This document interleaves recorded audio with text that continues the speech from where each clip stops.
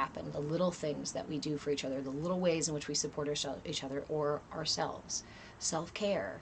You deserve your self-care, deserve your attention, your love, your affection, your consideration, at least every day. Oh, but I don't have time. I know, I said the same thing too. So start with bite-sized self-care. Start with tiny little moments. Start with 5 minutes a day. And yes, Seraphim, meditation can be a walk, watching a spinning object, the stirring of your tea. That is mindfulness. So I do differentiate between mindfulness and meditation in this space, just to be technical, because I also like semantics. Meditation is a practice that has a either desired outcome or other tools that we use. Mindfulness is really just about cultivating your attention and your intention. If my intention is to stir my tea and my attention is off on some bullshit that happened yesterday, my attention and my intention are not aligned, and therefore I am actually creating tension in my system, in my mind, in my body, in my energy, because I'm pulling myself out of the present moment. So mindfulness is about bringing ourselves in to the present moment and remaining in the present moment. I don't want to say forever, like I'm not an absolutist either, right? And I believe that we're still human and it's a path and it's not about perfection, it's about being present with the process. And mindfulness is a personal practice. The more you sit with it, the more it will resonate within you. And the more you will find those moments of breath, of presence, of peace, and the more often you will start to catch yourself with your awareness here and your intention here. When something arises from within you, like anger, frustration, fear, worry, you'll see it coming up. And I come from this from a personal perspective of not having that awareness and feeling controlled by my emotions, feeling overwhelmed by my mind, my thoughts, my body, disconnected from it very much.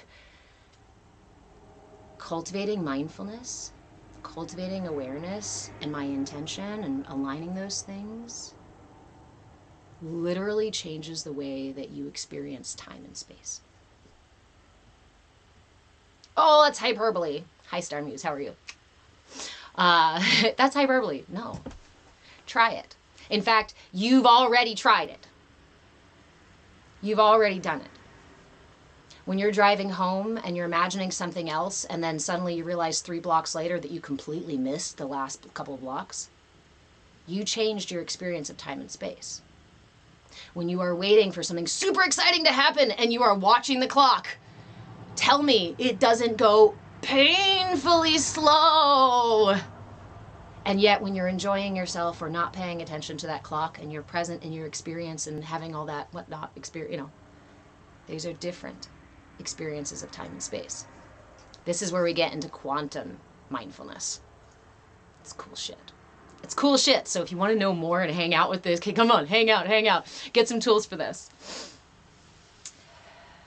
Rebecca, because you weren't mindful, but daydreaming means you weren't mindful. So I like the semantics of this. Mindful. My mind is fully here in the present moment. Daydreaming of something else elsewhere is not in the present moment. Is that intrinsically bad all the time? And that's what I'm saying. I'm not an absolutist. I'm not saying that you should be or need to be perfectly here all the time. There are plenty of reasons and things that we can do, like daydreaming or thinking about the past or considering what to do in the future, that are perfectly valid and valuable things to do. But it's about being present with the experience of what's going on. So even if it's daydreaming, right? If you're daydreaming, go ahead and daydream. But instead of daydreaming while you're doing something else, give yourself the space and time to actually use it as an intentional practice. Then you're talking about more manifestation than you are just daydreaming. Yes, son? Could I have my last one? No, not right now. I need you to go and let me have my class. You need to get prepared for your class. It's in 2 whole hours. So you can either nap or you can play or you can do your dishes. But I need you to go ahead and go out, please. Okay. Thank you. Okay. So let's see if we can avoid false violations today. I appreciate all of you guys interacting and sharing the live. Oh, my toes are stuck. Let me see. Rebecca. So how does one be mindful when they're not as healthy as they can be, or when you're hoping for a better life? What's really interesting. Let me. Thank you, friend. We think about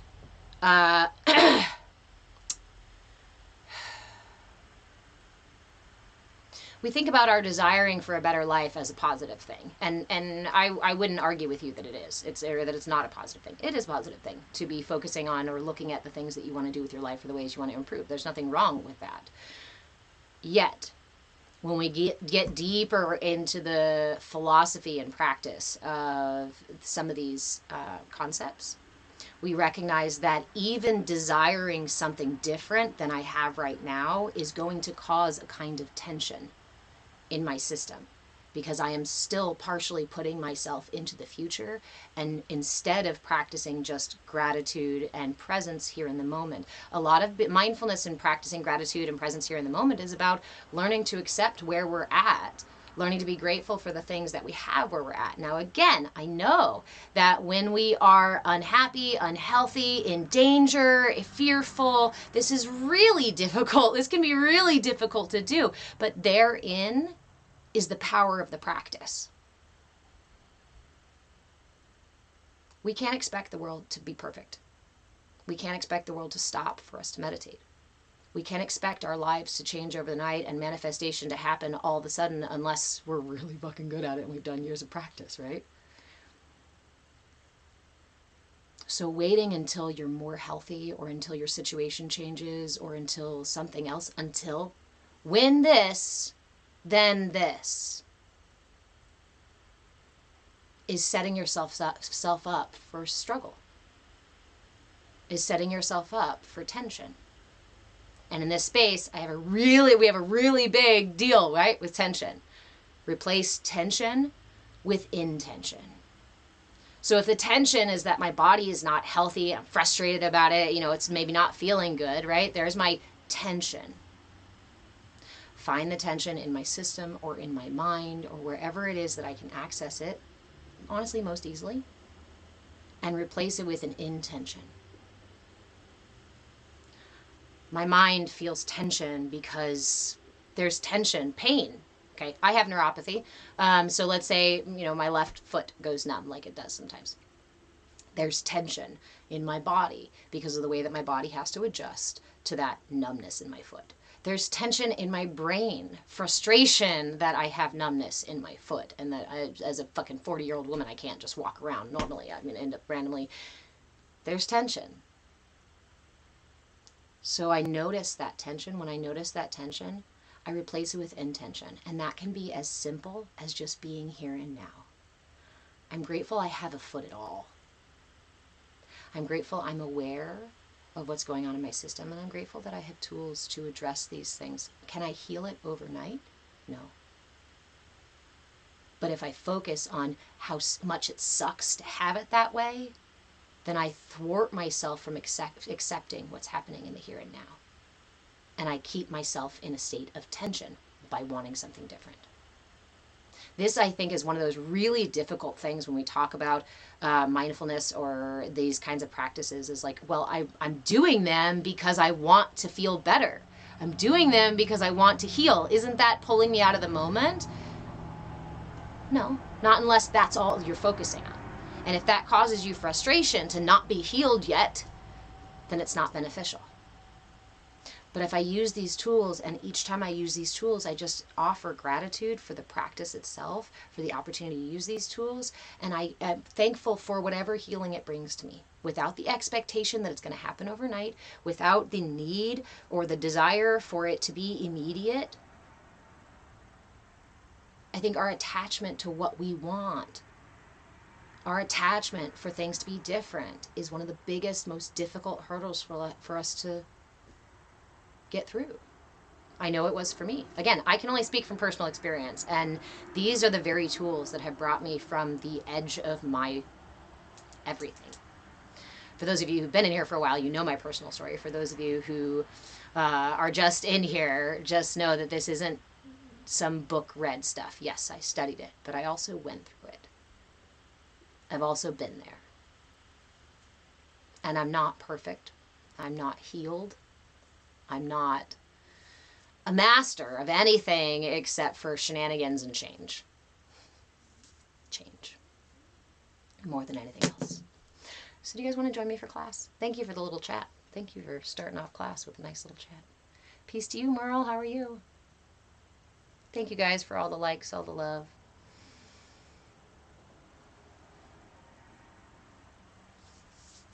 That's a powerful step of recognizing them things in your life. Awareness. Before we get started, I'd like to share what we call the 4 pillars of mindfulness in this space. Rebecca, thank you for asking. Hey, Gigi, how are you? The 4 pillars of mindfulness. For me, these are the tools, the 4 most foundational pieces. Everything else builds on top of it. Hey, Ashley, thank you. Everything else builds on top. Your attention, your intention, curiosity, and willingness. What does this look like? My intention is my guiding light, right? It's this carrot on a stick. It's the star, my North Star that I hang out in front of me. And that intention could be wellness. That intention could be just to get through my fucking day, right? Whatever that intention is, I need to make sure that my intention is actually aligned with what I want. So this needs my attention too, right? Focus on making sure that I set that intention with intention. I do it on purpose. My attention, that is my compass.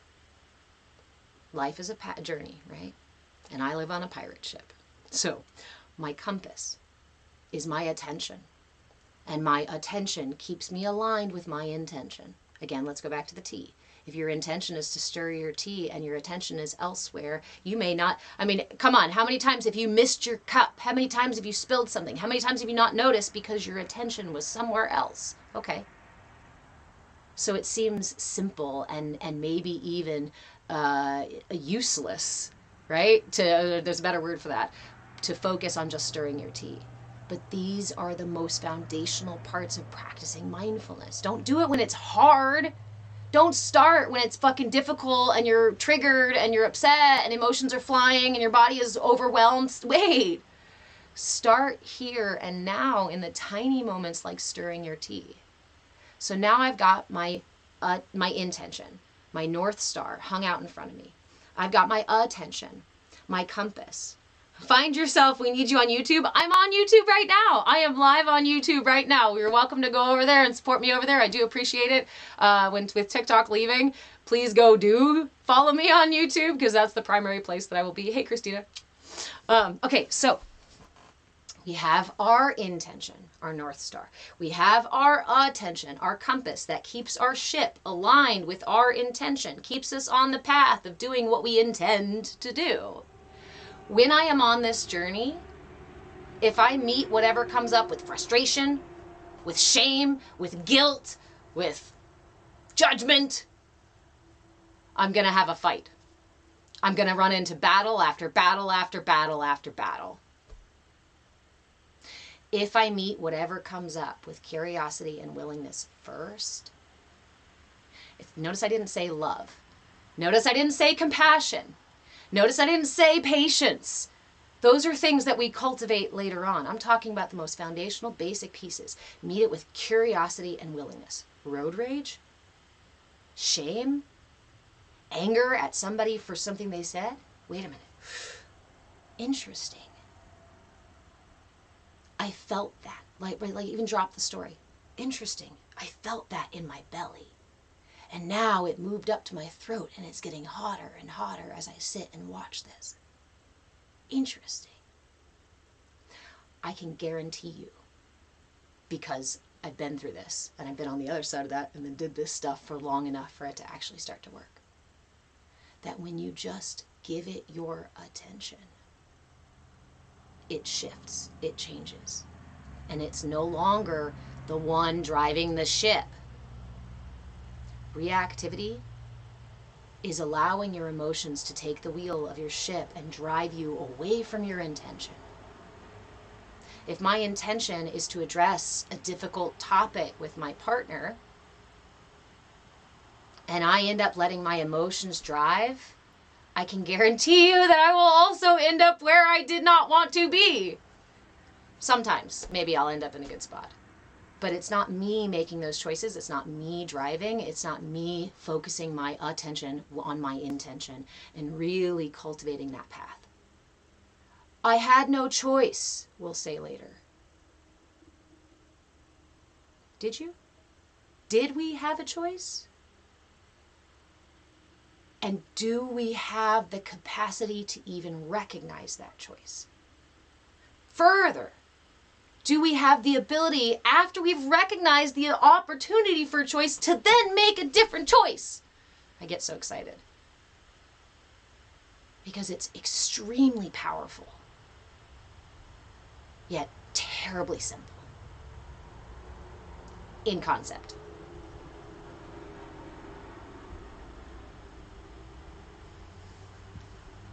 I like to say that all humans share a superpower, and that superpower is the ability to make choices. We don't always like our choices, we don't always make good choices, but it is a superpower we all have. And here's the thing, it's the one thing that nobody can take from you. Yes, people can limit your choices. External circumstances can take away some of your choices, but there is a degree of choice that you have available within you that no one can affect unless you allow them to.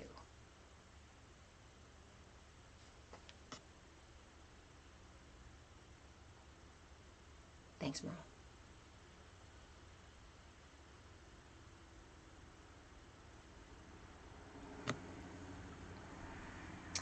Hey, Seraphim, even poor choices are opportunities to know yourself better. Facts. Facts right there. Bennett, the universal law of free will. Ooh, okay, you guys, I do have tiny yoga. We are doing chair yoga. This is the point of this class, but you just said free will, and that's a whole, thing, right? Do we have free will? What does free will look like? How do we have free will if everything in the universe is somehow kind of patterned? We can pattern everything in the universe, so where is the chaos factor in the universe? Can we pattern chaos, which would be free will, into the patterns that exist in the entire universe that also echo inside of ourselves as well as outside of ourselves? The question is, how do you use the perception of free will? Because some of us believe we do not have as much free will. We might say, yes, I have free will, and then turn around in the same breath and go, well, they made me do it.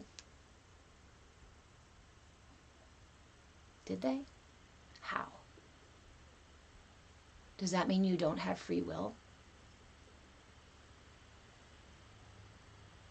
Or did you choose to give away your free will? Are you even practicing free will? If your emotions are driving your ship, is that you practicing free will or your emotions practicing free will? And do you trust your emotions to freely make good choices for you? Well, let's start with cultivating our awareness, our attention and our intention, so that we can actually meet our emotions and these ego characters and different parts of ourselves, so we can start having conversations with them about those choices, right? But let's first start with some chair yoga. That's the point of today. That is the point of today. Merle, I'm so grateful you're here too. You too find yourself, and all of you. I love you guys so much. I started with a donut and coffee this morning, so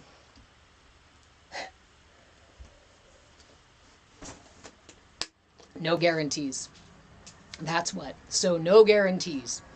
But if you want to join us for a 30-minute gentle flow for everybody in every space, I recommend that you go ahead and find yourself a place to put your butt. It can be a rickety chair like mine. It can be the edge of your bed. It can be a park bench if you're walking somewhere. It can be the front seat of your car. The back seat is a little bit better. We all know the back seat's better for moving around.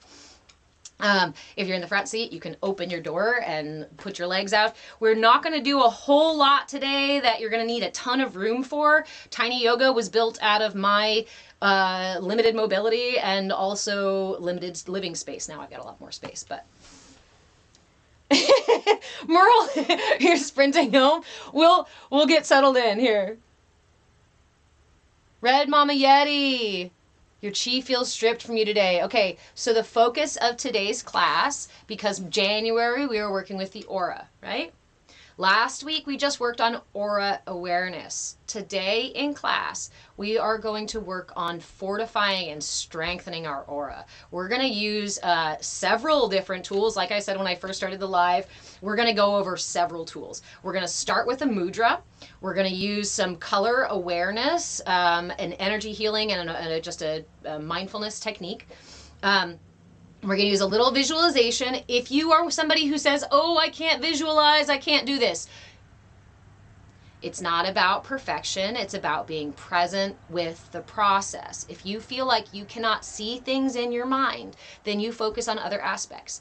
The sounds, the smells, the feelings, the energy within you. And sometimes if there's visuals, great. If there's sounds, a lot of us who don't have visuals in the mind may have a more heightened sense of physical, right? Of the physical stuff. I personally am very, very, very sensitive in my physical body to energy, so I don't always need the visualizations. Don't sell yourself short, okay? So go find a place to put your butt.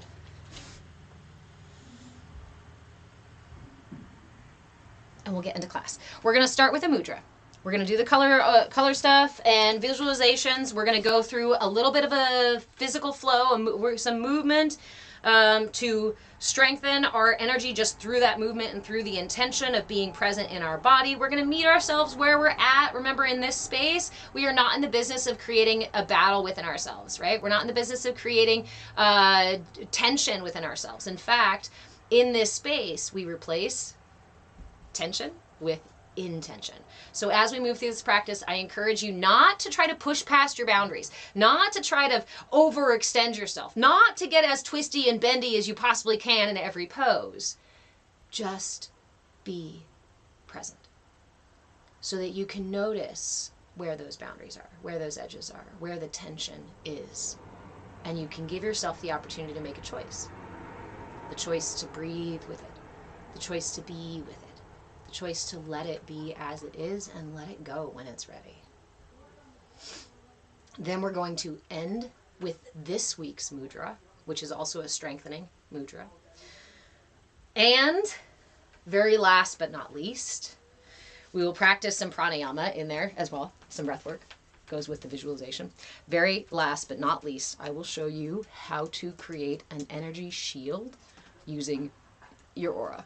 This is something my mother taught me when I was really young. I love her for this and for the many, many, many gifts that she has given me in terms of energy and energy work. So this is a really powerful practice. Again, it's a 30-minute class and we're almost to 10:30. I am 15 minutes late, 20 minutes late to start class. So we will go until about 11 o'clock and the energy shield piece will be at the end. If you want just the energy shield, you can hang out, come back and forth, and about 11 o'clock we will be working on the energy shield and you can come back. However, I highly suggest if you have 30 minutes to even just kind of half-ass listen to class and be present and do a little bit of this practice on top of it, you're going to benefit a whole lot more. You can do the energy shield practice by itself, but when you spend the time to cultivate your intention and your attention and get present with your body, then the result of the energy shield practice is going to be so much more effective. Okay. Again, I am over on YouTube thank you friend, in case TikTok has any issues today. They like to give me false violations. So if that happens and it slows down, I do appreciate you guys all sharing and pushing the content out. Again, hi dog, we're just starting class, not ending. Not ending. If that happens, you can go over to YouTube. I am on YouTube right now. Move with changed. Change, not the past tense, present tense. Hi. Hello, hello. You want some pets? Okay, I'll give you some scritches. We were just about to start class, though. Did you know Merle wasn't home yet? We have to give him a second to sprint home and get his meditation pillow? Yeah? Okay, all right. Hold on. Dog is dogging. Dog be dogging. Hi. Don't you dare. You know. Okay. Do you need to go outside? You know? Okay. I love him.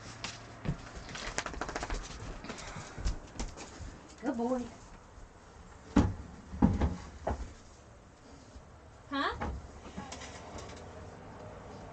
Oh, thanks you for stopping them. All right, love you.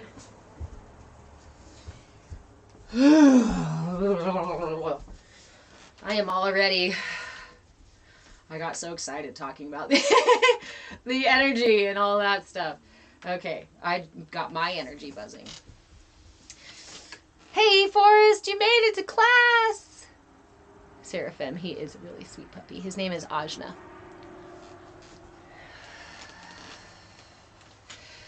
All right, my friends. Hopefully everybody has found themselves a place to put their butt. I am going to try to adjust here so that I am visible here and there.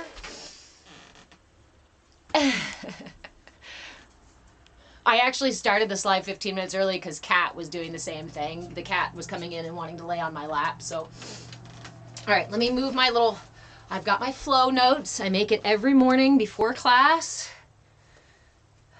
Remember that, this is really important. You are your own guru. I can only offer you what I offer you from where I sit. If something I offer in terms of a visualization, a breath practice, a movement, a pose, any cue that I offer, if it doesn't suit you right now, it doesn't feel good right now, or you need something else, please give yourself what you need. Only you are in your body, only you can know, right? Hey, cheeses. How are you? I'm going to settle my energy while everybody finds themselves a place to sit. I will not drink another sip of coffee because I think that's helping the buzzing in my system.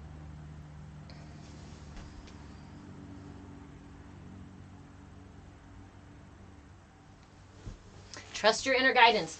You are your own guru. What does the term guru mean? Guru translates, guru, literally just translates that which brings you from darkness to light. Guru. That which brings you from darkness to light. It can be a teacher. It can be the trees themselves can be your gurus, right? Yes. We can find many, many things, many people, many sources for information, for guidance that brings us out of our own darkness. But even if you found the highest of holy teachers and you spend your days dedicated to practice with this teacher, if you are sitting in meditation with your eyes closed, and your guru tells you to focus all of your awareness inside of your belly button. Does your guru take your awareness by the hand and walk it into your belly button? No. Who does that?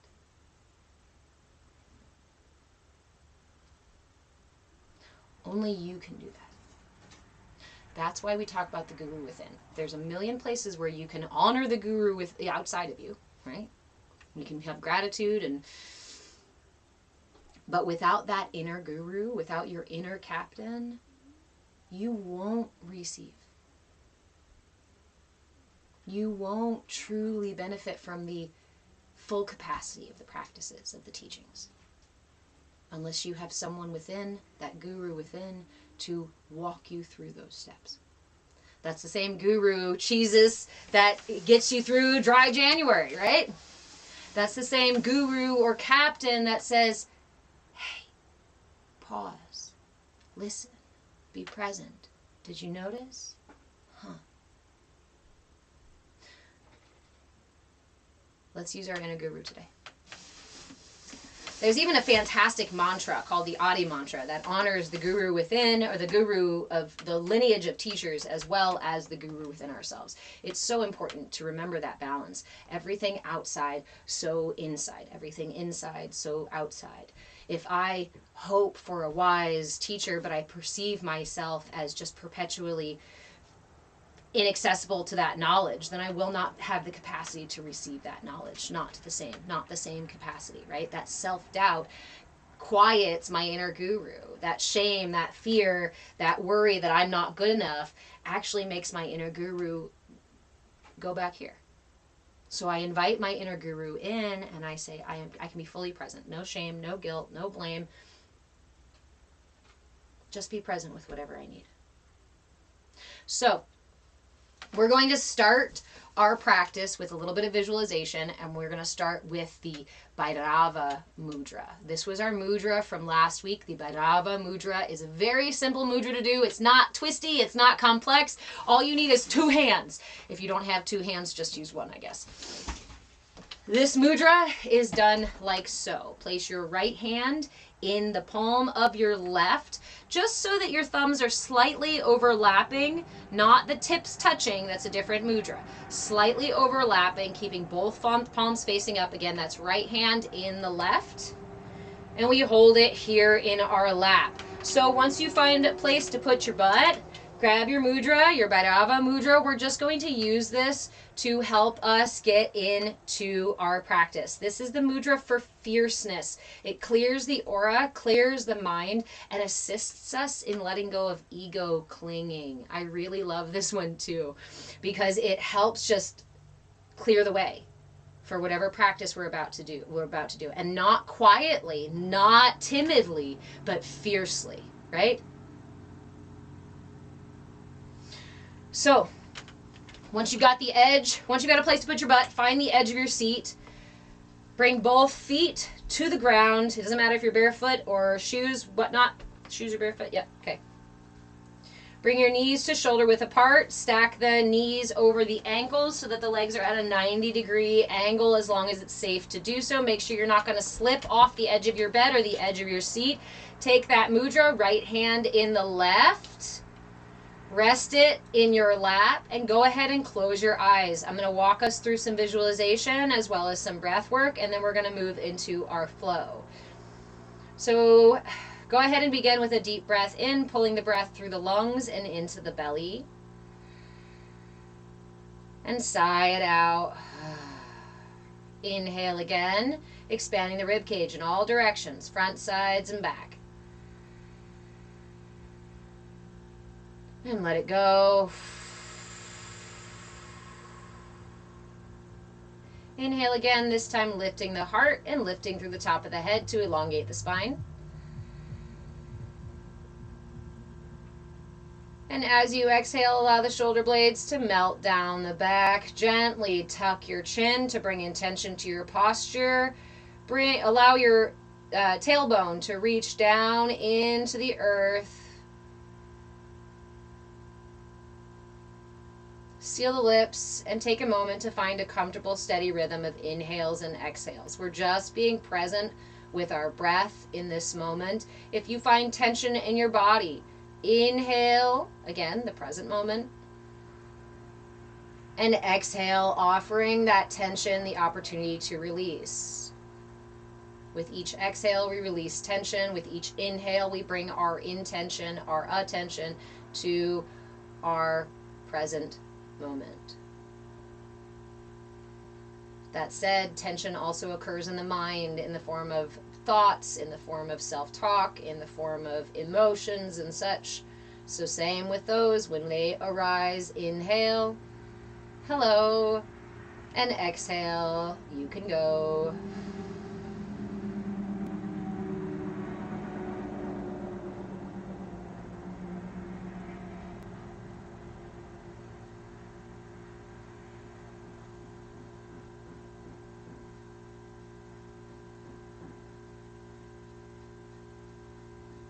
Just take this moment to settle in.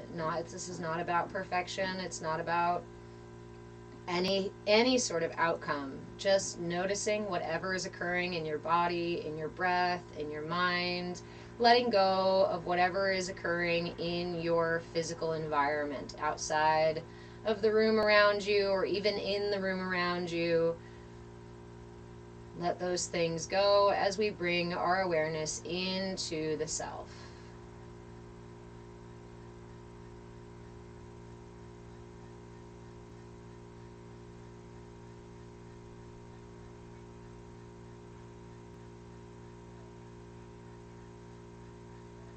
Especially if it feels difficult in this moment, I encourage you to offer a gentle smile to the frustration, to the tension, to the busyness of the world, or the business of our inner world.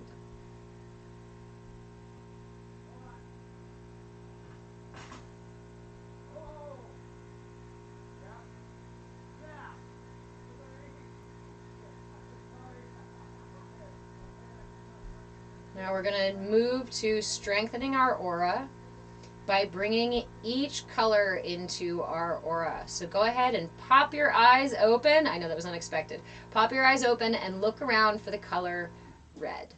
Anything in the space that you are in that is red. Find something red. And once you find something red, focus on that red thing. Focus all of your attention as if your eyes are absorbing the color. Inhale as if your breath is bringing the color into your system. Listen for that color as if you're hearing the color. The sound of that color is coming into your attention, to your awareness. With all of that, bringing the color in, the color red into your system. Now feel the color red in your system. Feel into the sensation of red as it brings itself, comes into your auric field, into your physical body, filling your space around you, filling your entire aura, your entire body with this color red. All of your attention, all of your focus, all of your awareness, and anytime your attention wanders off, come right back to that thing that's red, absorbing every aspect of the color red.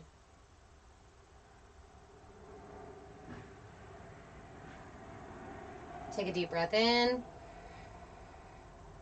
And exhale, moving around the room again to find the color orange. Hopefully you guys have a colorful space. We're going to go through all the colors. Find the color orange. Once you found the color orange, same thing. Focus all of your attention, looking, gazing at this color, at this thing that is the color orange.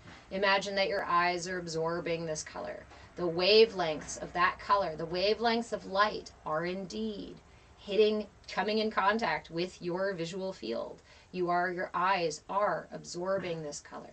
Inhale, breathing in the color, pulling it into your system, listening for the color. What sound does the color orange, that color orange, make?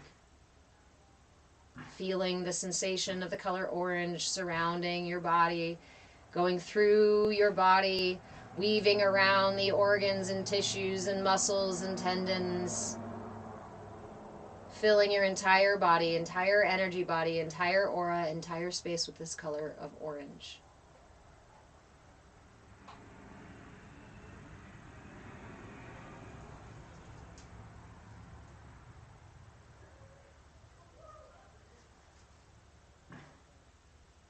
All of your attention, all of your focus on the color orange. Take another deep breath in. And as you exhale, look around for the color yellow. Find a nice, and I encourage you to find soothing colors. If you are stuck with a color that does not feel soothing, that's okay. Go ahead and just focus on it anyway. But if you can, find a nice soothing version. Yellow is a little bit difficult for me, so I found a nice color of yellow. Inhaling that color with the breath. Bringing in that color with the vision. Listening to that color with the ears. Feeling that color fill your entire being.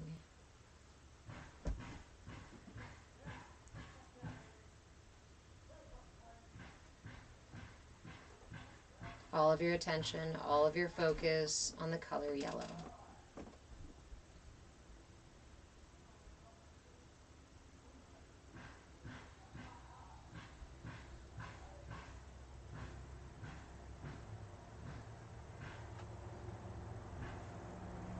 Take a deep breath in. And as you exhale, switch to the color green. Find yourself something that's green anywhere in your space. Ooh, that's a really nice green. Go ahead and absorb the color green from your eye, through your eyes, allowing the wavelength from that color to reach into your soul. Inhaling, breathing the color green in, listening for the sound of the color green. Remember, the color itself has a measurable wavelength, and it matches to frequencies, sound frequencies. Green makes a sound, y'all. Absorbing every aspect of this color through the senses with intention, continuing to breathe, allowing it to fill your entire being.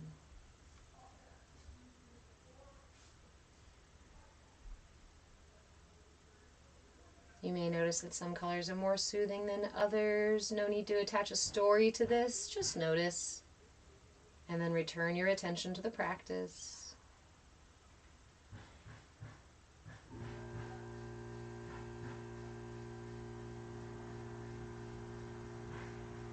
Take a deep breath in.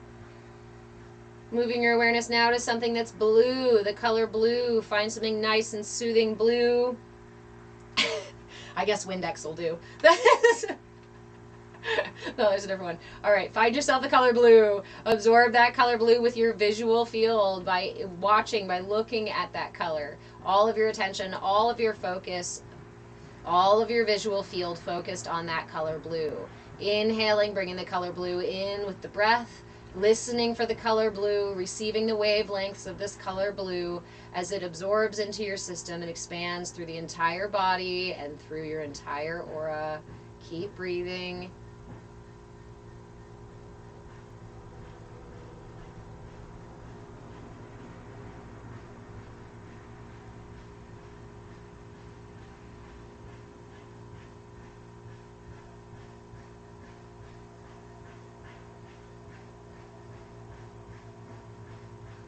Take a deep breath in. We've got 2 more colors to go. Deep breath in.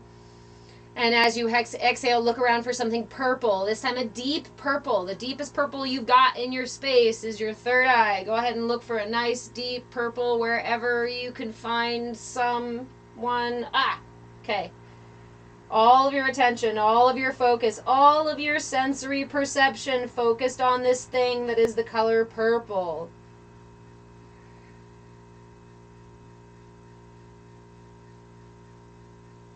Allow your mind to let go of any attachment to stories, even any attachment to feelings around or emotions around the color. Allow yourself to feel the color as it moves through your system. This deep purple.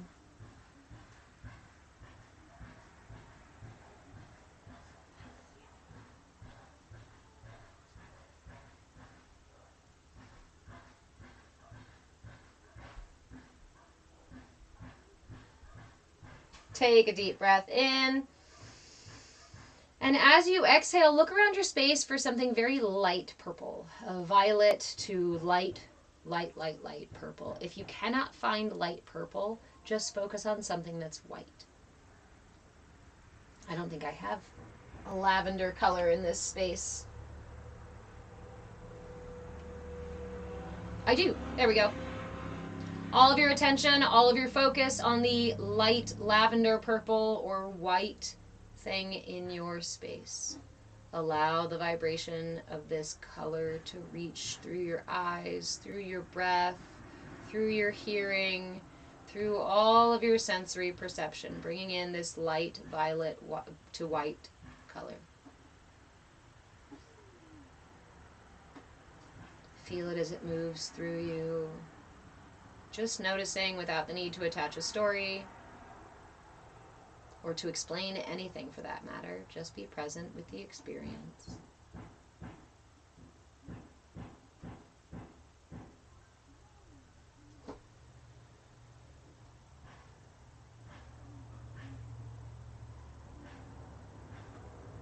All of your attention, all of your focus on this light purple to white object.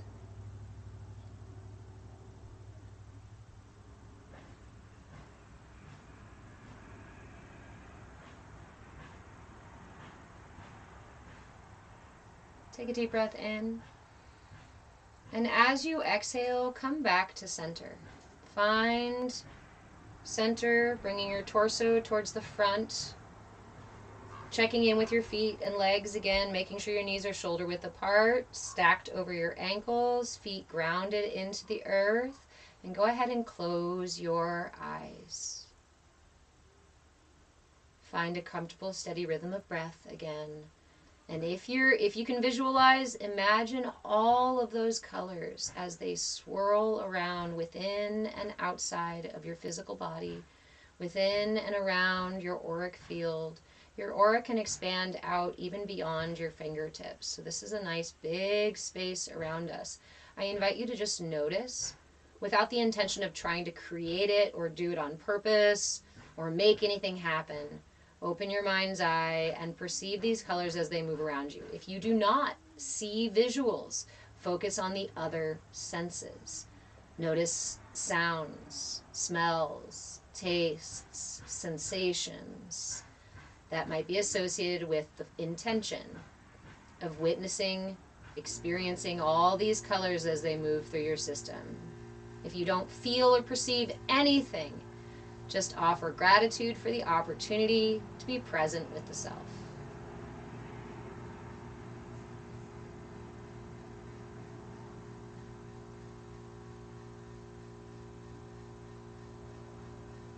A big, beautiful, colorful ball of energy all around you.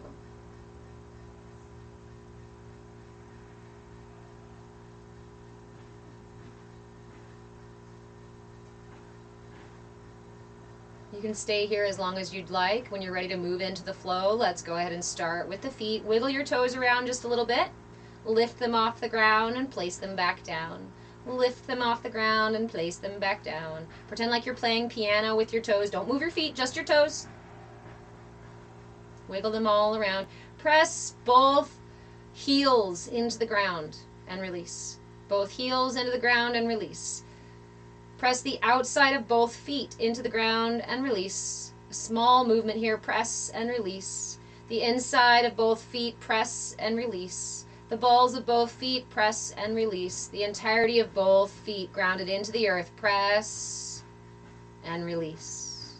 You can keep your eyes closed or you can open them at any point when you feel appropriate to do so. It's appropriate to do so. Drop your knees back and forth as we windshield wiper the knees. Ooh, I almost got shut down on accident. Windshield wiper the knees back and forth. You can hold on to your mudra as long as it feels good to do so.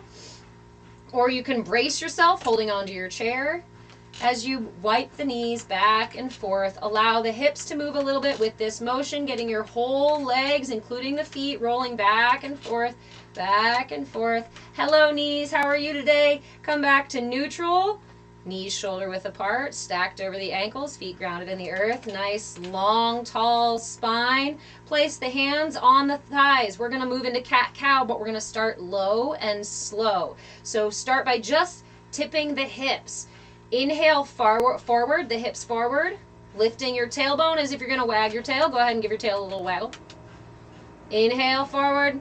And exhale, tilting the hips. So you're curling the tailbone, pushing the low back towards the back of your chair. Just the hips. Inhale forward. Exhale back. A little bit bigger this time. Get the belly involved. Inhale forward, pushing that belly forward, curving the low back and the lower part of the spine. Exhale, push back, tucking the belly, bringing the belly button back towards the spine, tucking the tailbone. Inhale forward. Exhale back.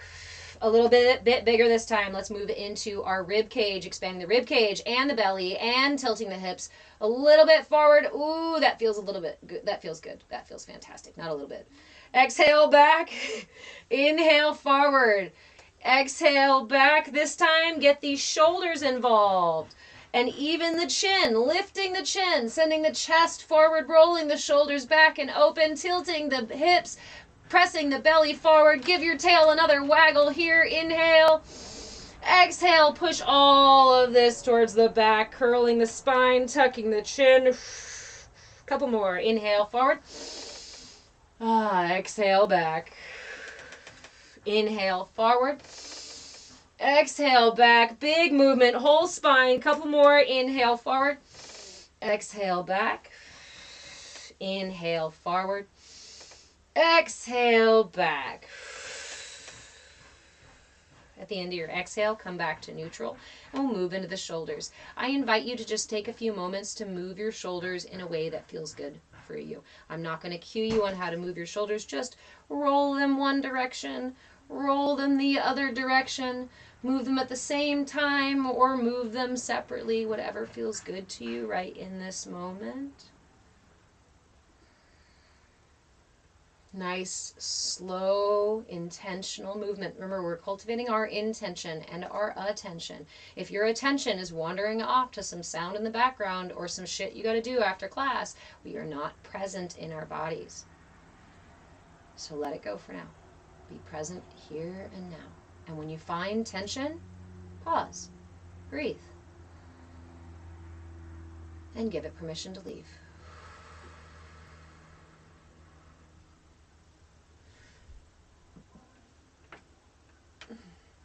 Come back to neutral. And we'll move into the head. Tilt the chin up towards the ceiling. And back down towards the chest. Inhale the chin up towards the ceiling. Exhale down towards the chest. One more. Inhale up. Exhale down. Inhale back to neutral. And exhale to gaze over one shoulder. Inhale back through center.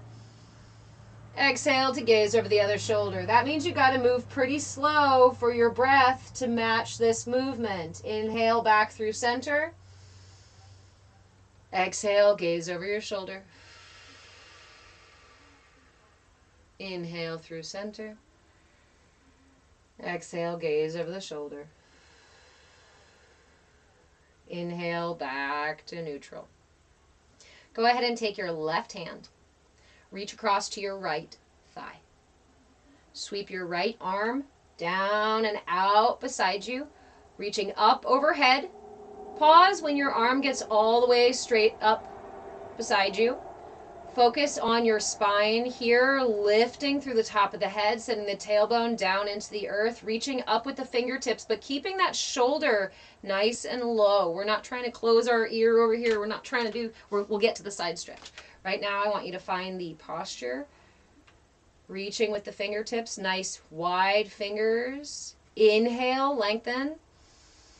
Exhale, keeping this posture here. Just dip to one side. This will be your left side. You're dipping down towards your left side. Keep reaching with that arm, finding the stretch all the way from your right butt cheek through the tips of your right fingers. Breathe here.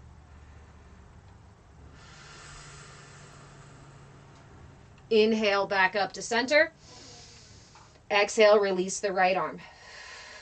Other side. Right hand to the left thigh.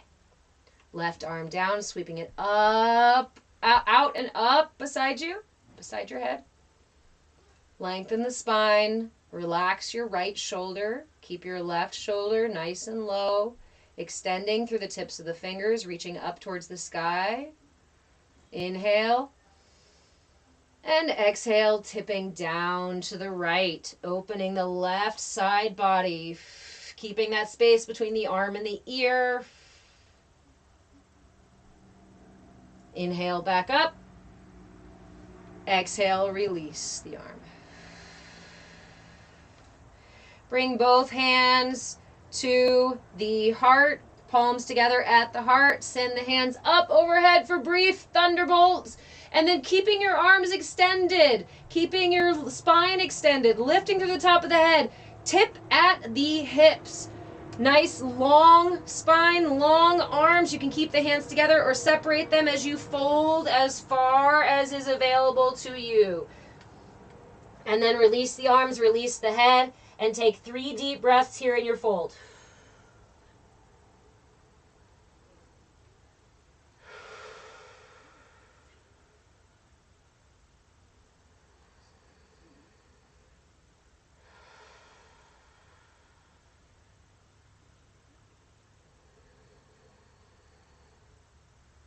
After your third exhale, slowly roll up as you inhale yourself back up to center. Heel toe, your knees open to goddess pose. Legs, goddess legs. We're not going to do full goddess pose. So knees nice and wide. Turn your toes towards the front. And go ahead and drop your left elbow to your left thigh. Take your right hand and place it on your left shoulder. Inhale as you pull across the chest and reach up to the side and behind you, opening the chest, gazing towards that back hand. Lean back a little bit. Get into this twist. Inhale and exhale. Come back to center. Shake it out if you need to. Drop the right elbow down to, okay, not the elbow, it's the forearm. The right forearm down to the right thigh. Same thing with the left. Left hand on the right shoulder. Drag that across the chest, inviting the heart and the rib cage to open. Inhaling as you reach up and back behind you, gazing to that back hand. Lean back a little bit into your twist. Inhale. And exhale, come back to neutral. So our asana for this week for strengthening the aura is actually down dog. So we're going to practice a seated version of down dog. There's a couple of ways that you can do this. If you have a wall, then you can lean forward onto the wall. Okay, if you've got a wall, we'll start there. If you have a wall, go ahead and extend both legs like so. Flex your feet. Place your hands above you on the wall and lean into the wall. Start there. For those of you who do not have a wall, I have a wall, but I'm not going to use it because I don't want to turn away from you guys. There's two options to do this with the chair. You got to hop off the chair and turn around though. You can do this on your knees. However, you will not get quite the full benefit from it, but again, you are your own guru. Modifications are welcome in this space. If you are doing this from your knees, then place your hands, palms towards the back of your chair. Keep your make sure your elbows are off the chair. You don't want your elbows to be on the chair. So just make sure that those elbows are off the edge of the chair. Can you guys still see me? Yes? Okay, good. It's important when you're doing this version of down dog here, the chair version, you want to keep the hands shoulder width apart. Focus on lifting the hips. You guys can't really see. Okay, focus on lifting the hips, tilting like so, dropping the belly toward the floor all the way so that your head drops between your arms. Do not hang your head. Drop your head between so that the elbows are a little bit higher than your ears. Then tuck your chin ever so slightly. Just a little tuck your chin and gaze down the bridge of your nose. One more variation. One more variation is doing so standing. Okay, this is where you're going to get the most out of the seated version of down dog when you're doing it standing. I've got two different styles of camera here, so I got to make sure I'm in for everything. All right, chair down dog. Go ahead and get yourself a nice wide leg stance. Walk yourself away from the chair, placing the hands on the chair, making sure your elbows are free, but arms nice and long, extended. Extend your fingers out so they're nice and wide as well. Full hand connection to your chair or to your bed. Inhale.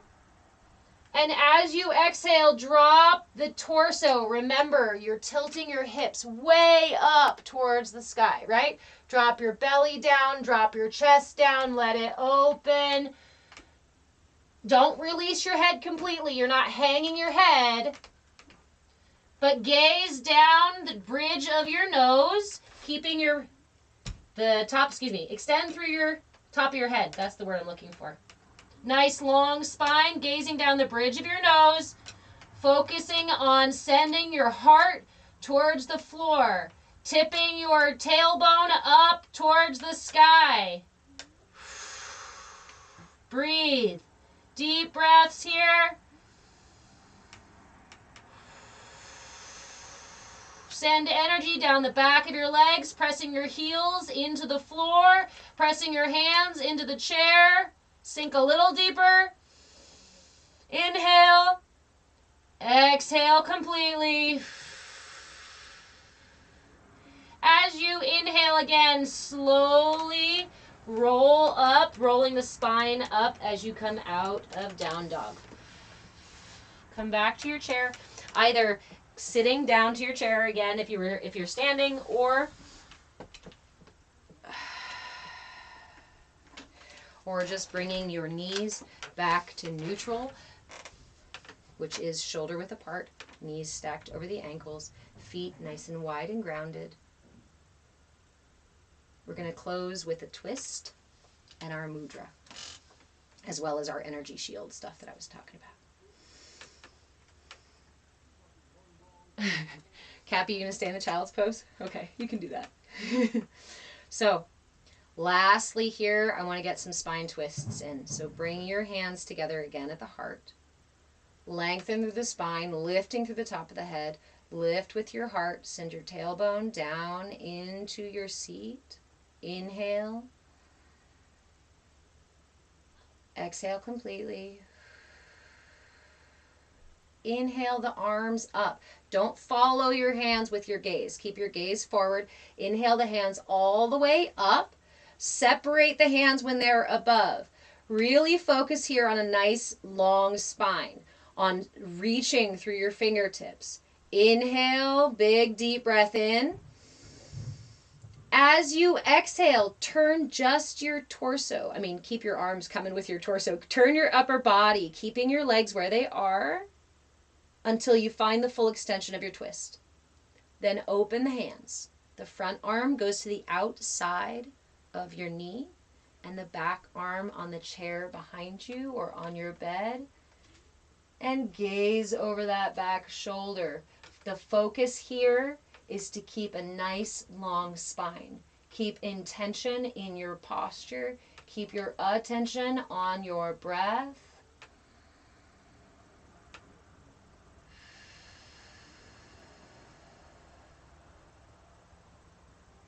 And let any tension you find here go.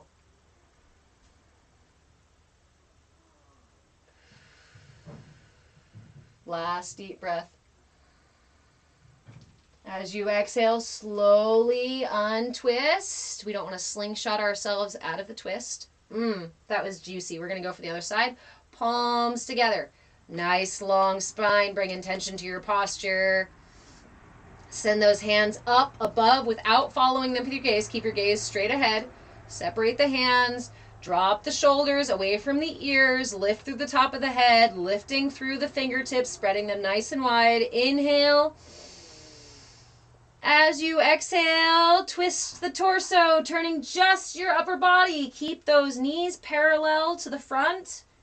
And then once you find the full extension, open the arms.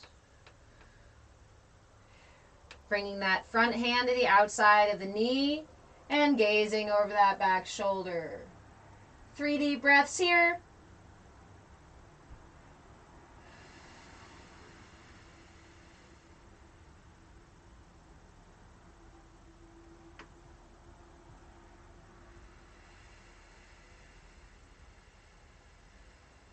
One more big deep inhale. And slowly exhale back to center.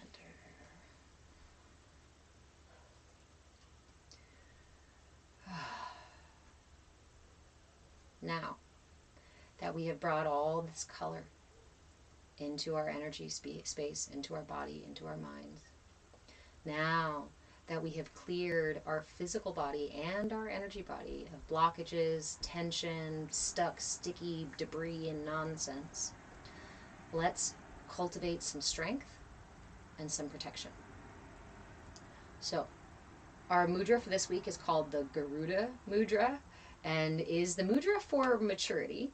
However, this is a protective, clarifying mudra. It's energizing to our system. It awakens our digestive fire and our Manipura chakra, our center for will, And by doing so, energizes and fortifies our whole aura. This is a mudra of strength, and this mudra is done like so. Take your thumbs together, like so. Excuse me. Right hand in front of the left. Right hand over the left. Curl the thumbs together. Doesn't have to be perfect, they just need to connect. Open the fingers nice and wide, like the wings of an eagle. I believe this translates, Garuda translates to mythical bird or mythical eagle. There's some mythology behind it, some story behind it, but we're just going to focus on the energy that we receive. And as soon as you hold it here in front of your chest, you're not going to rest it on your chest. You want to bring it out just a little bit. Bring in tension to the mudra, not tension. So don't squeeze, don't pull, don't make this really tight, right? Bring in tension. We're not having floppy arms either. Thank you, friend. We're not having floppy arms. We're not having tense arms. I'm going to find the middle ground there, holding this in front of your chest. Go ahead and close your eyes. And we're going to sit with this mudra as we visualize our energy shield. So when we started this practice, we closed our eyes and brought all that color in and imagined all of that color swirling around our energy body. Again, if you cannot visualize, focus on other sensations, sounds, feelings, tastes, smells, whatever it is that comes to you. And if you receive nothing at all, just trust that the energy is working, doing the work for you. Take a moment to focus on the breath, holding your mudra here with intention, curling in the tips of the fingers ever so slightly. We're not just fully extended by the fingers, we're bringing them in just a little bit. Nice long spine, steady rhythm of breath.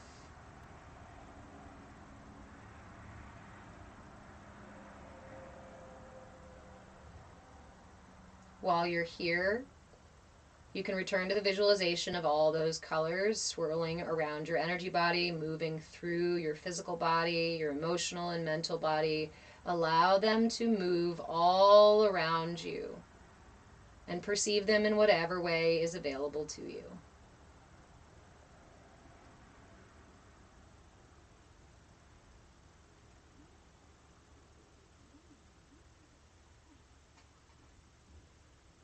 All of your attention, all of your focus on these colors swirling around your energy body, your physical body.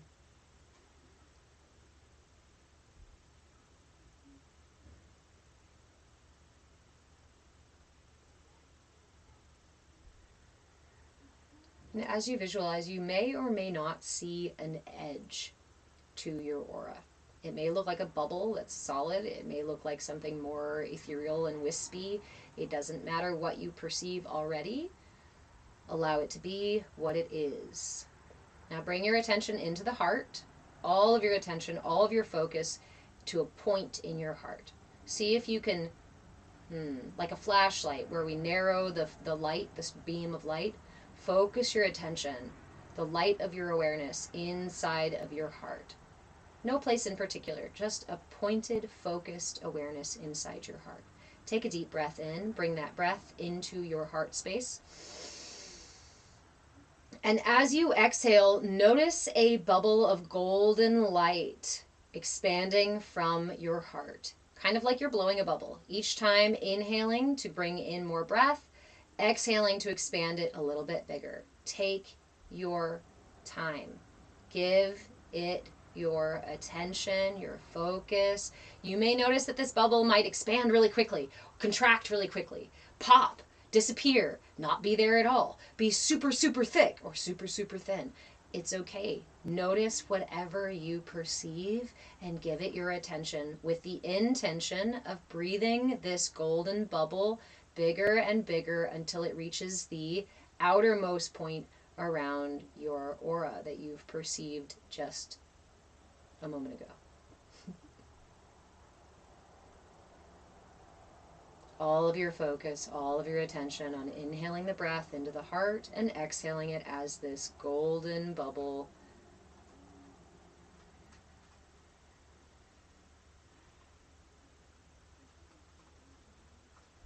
If this task is difficult or just kind of bumpy or a little sticky, I encourage you to offer a smile of gratitude for the opportunity to just experience whatever it is that's coming up right now.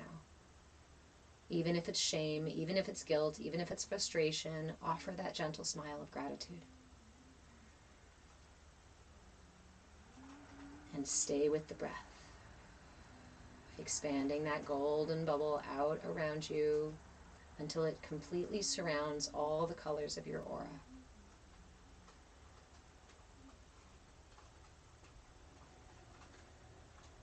Let the edges of your aura be wherever they are. There's no need to try to push them bigger right now. We're just meeting ourselves where we're at.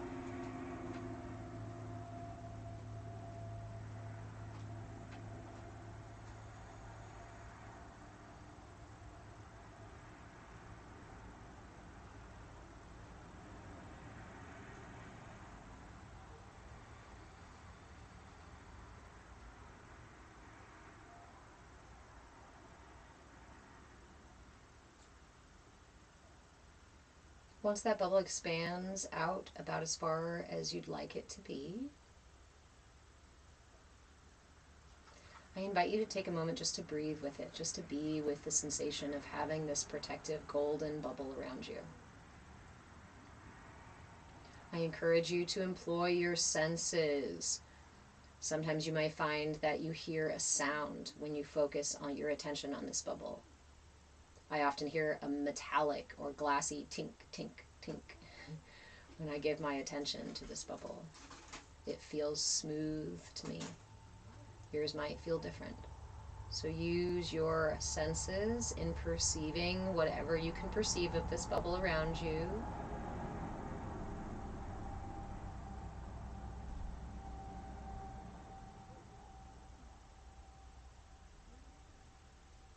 One of the unique things about this mudra is that it is specific to venomous energies.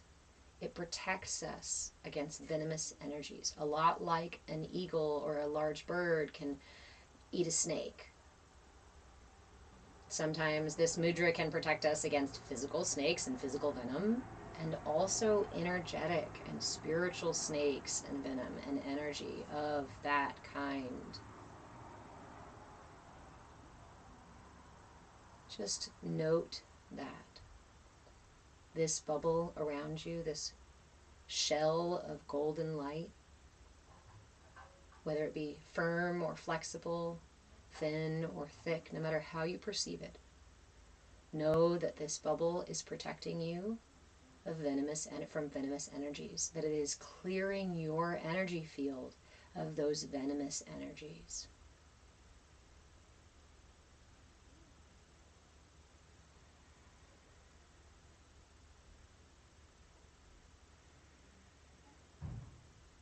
We're just going to spend about 3 minutes in silence. I'm going to invite you one last time to just use your senses, keep your attention focused on the process.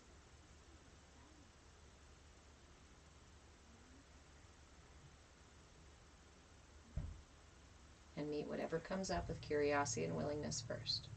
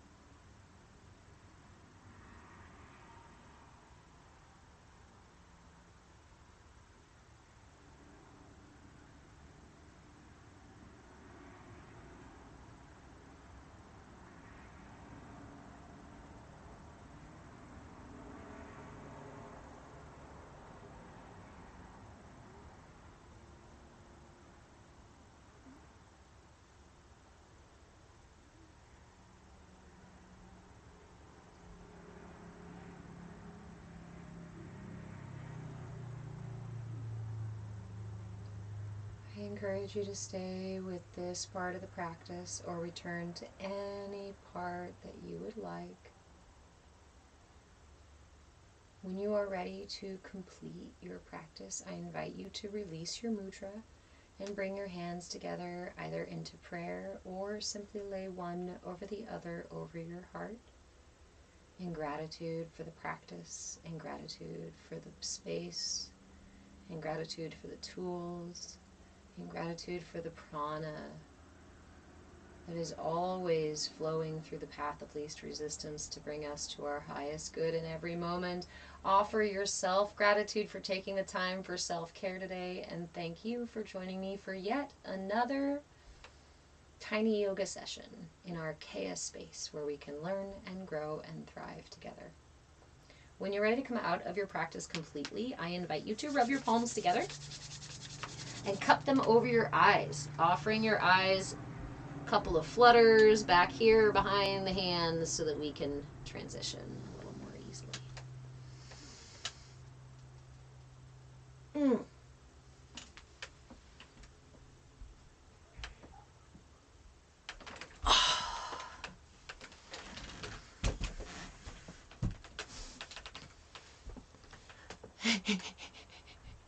Hey, Kelsey. Okay, for everybody curious, I am Move with Change on.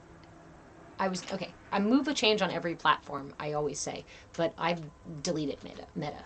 So I think I still have profile stuff over there, but I'm not on any Meta platforms. So where am I? I am on YouTube. I am on Patreon. Really, it's really important. If you want to stay up to date, follow me on Patreon. If you want the library of content and where most of my content's going to have to go after TikTok goes, it'll be on YouTube. I am also on Clapper, and that's kind of hit or miss for those of you who've been over there. But I encourage you, if you're over there, please follow me. That allows us to do groups and lives as well over there, which I'm excited about. We have our Discord community as well. There's a free link to join the Discord over on Patreon, and that will always remain free. We will always have some kind of community space that will remain free. Kelsey, I fucking love you too. Okay. Oh, you guys are so great.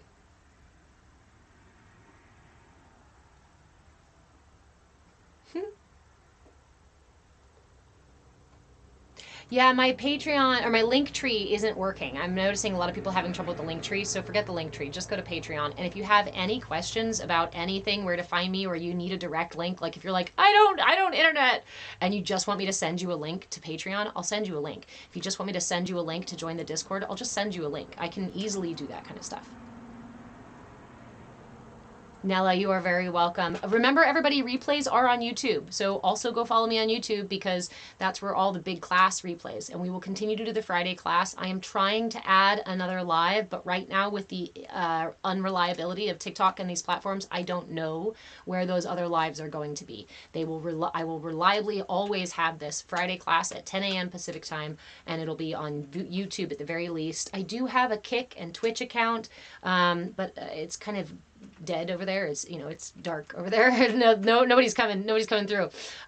So I did also say that I am on Clapper. Clapper has a groups feature that I haven't really played a lot with, but it does have a live feature as well.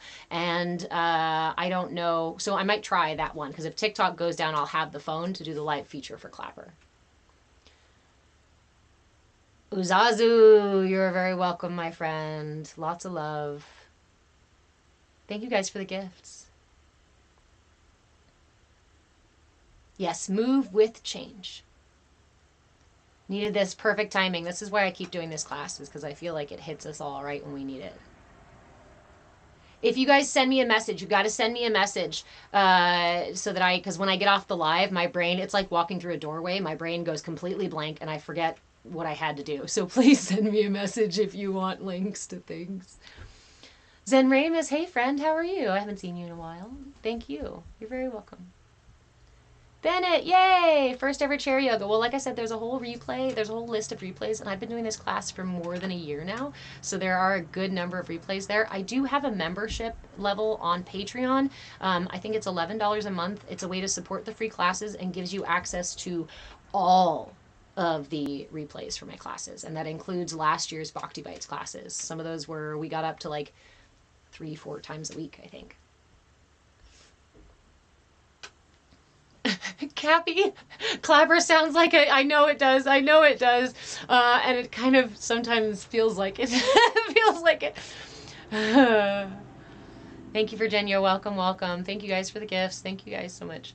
And thank you, YouTube, for hanging out today. You did a great job staying connected. Sometimes we have a little bit of internet issues, but thank you so much. Nella, do I think that in order to gain true protection from venomous energies, they have to come up? Just come up, or is there something else you wanted to say? Let me get myself down on the floor instead of leaning over in the chair. Oh, I'm sorry, Mau Mau. I have to take my pillow. Here, I'll replace it with this one. Here you go. I'm sorry, that's a cold pillow. I have to steal the pillow from the cat. Okay, so are you asking that to gain true protection from venomous energies, we have to experience them? Because no, not per se. Not per se. Because when we talk about energy, right, we talk about different kinds of energies. We are talking about different frequencies, different vibrations. You guys know, in this space, we go down to the most basic, right, forms of these things. Every emotion, every energy has a wavelength, just like colors, sounds, right? And this is how we can measure these things, like the aura and our emotions. If you've seen that scale of emotional frequency, you'll see how we've charted the different energies, wavelengths of different emotions.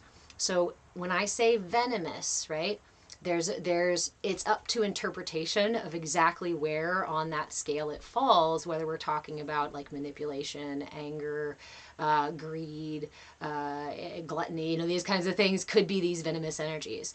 I like to kind of encapsulate them all, actually. When I say venomous, I am talking about energies that seek to either take something, like vampiric energies, right? Or to simply disrupt or change your energy state.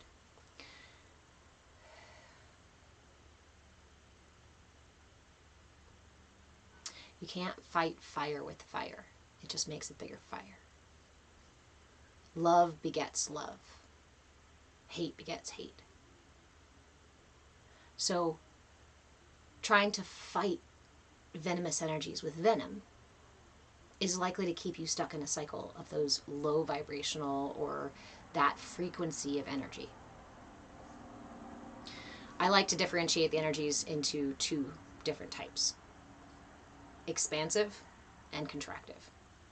So your venomous energies, your energy vampires, the rage, frustration, these kinds of things, these are contractive energies. And in fact, you have already felt the contraction of those energies. Think about when you're frustrated. Somebody pisses you off. I like to use road rage for those of you who experience it to some degree, even if you don't experience it on the road. But I think we've all had those moments of having a frustration or anger moment where it feels like you just got put in a vice grip. Your body, your chest, your belly, your head, right? Something goes, ugh! Literally, when we show our frustration, we tense our muscles. It is a contractive energy. Joy, curiosity, willingness, love, these are expansive energies. And we feel them as expansion or a release of tension in our system. Desire is a restrictive energy, is a contracting energy. We were talking about that earlier, right? About wanting something different, but that desiring of something different in of itself is actually creating tension.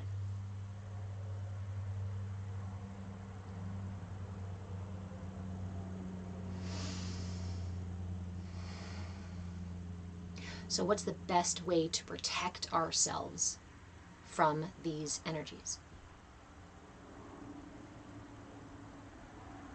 I'll quote one of my favorite movies. Get higher. Go to those expansive states. Now remember, okay, I don't want to get this from this idea that overnight you're going to switch from feeling frustration or rage or desire or whatever. You're not going to go from feeling a contractive energy about something to suddenly being perfectly at peace with it and expansive and even loving it. That is why I say start with curiosity and willingness first. Every time you feel tension in your system, here is the simplified version. I feel tension. I give it my attention. Right? And I meet it with curiosity and willingness. My experience of employing or putting these into practice was such a profound shift. Now, it happened bit by bit by bit by bit, but it was so important. Shrinking Violet, have a great day. It was so important because I have diagnosed PTSD. I have, I have neuropathy and neurogenic thoracic outlet syndrome. I have chronic, measurable, diagnosable conditions because of chronic tension. And most of us live in some form of chronic tension. What's really amazing, what's really profound, is when you start to unravel layer after layer after layer in tiny bits. Because we don't just take the coat off and suddenly we're pure and healed. We unravel the sweater one thread at a time. Hey, Jersey Moon, how are you, friend? So I spent a whole year noticing my shoulders. Okay, actually it was more than a year, but I spent the year really focused on it.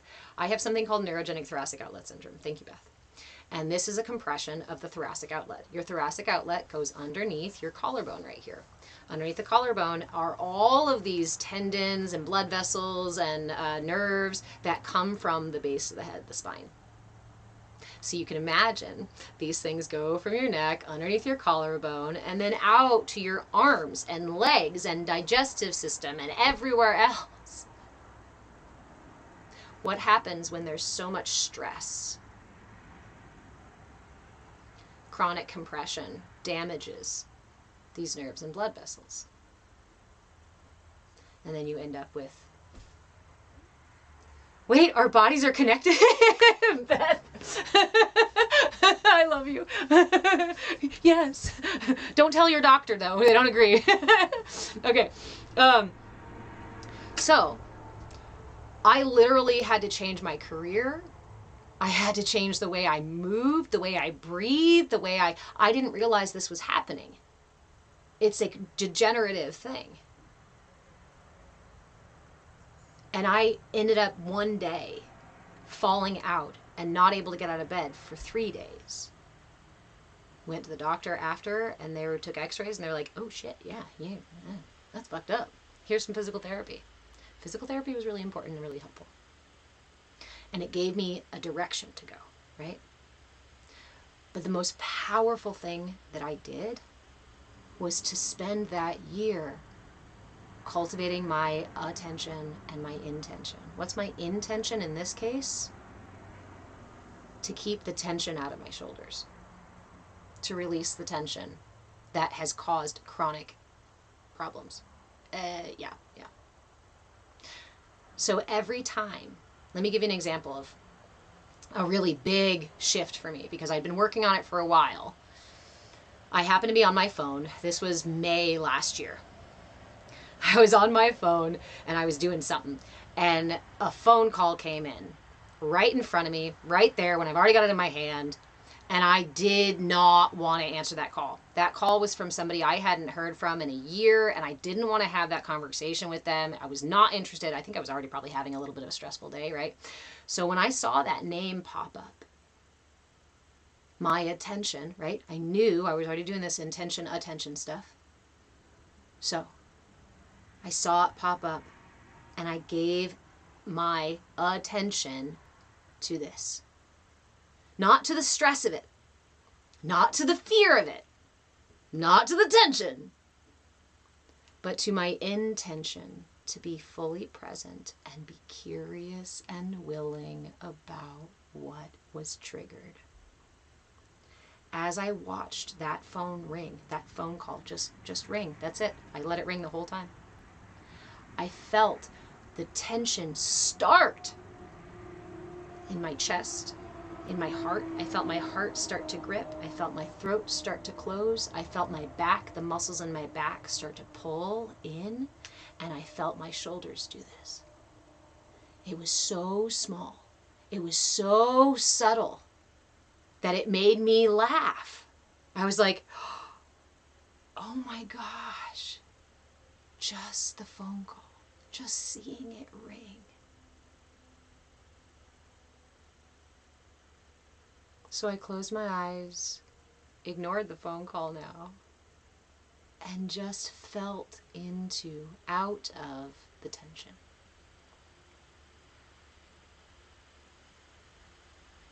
This is what the benefit of mindfulness is really about. Do we want to gain optimal wellness? Sure. Do we maybe want to get like the cool superpowers that yogis get? Do we want to ascend and become enlightened? Sure, maybe, right?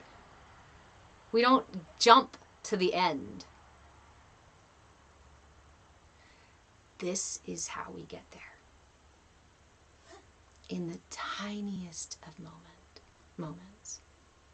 In the smallest of ways that we show up for ourselves. I want to ask you something, right? For those of you who say, I don't have time for self-care every day, I can't make time, I can't meditate, I can't whatever, my brain's in control, all of this stuff. Do you trust yourself? Yeah, sure. I trust myself to not get pulled over when I'm driving. Do I trust myself to feed myself relatively well? Maybe. Do I trust myself to defend myself when someone or something, energy, accosts me? Do I trust myself to show up for myself when I need it most? And if I am in a pattern of allowing my emotions to take the wheel and make decisions for me, do I trust my emotions? The reality that I found was that years, a lifetime of letting my emotions drive, deeply unseated the sense of trust with myself. I did not trust myself to take care of me. I did not trust myself to show up for me. I did not trust myself in some really deep, profound ways. My first feeling that came up then was shame and guilt. Shit. More attention.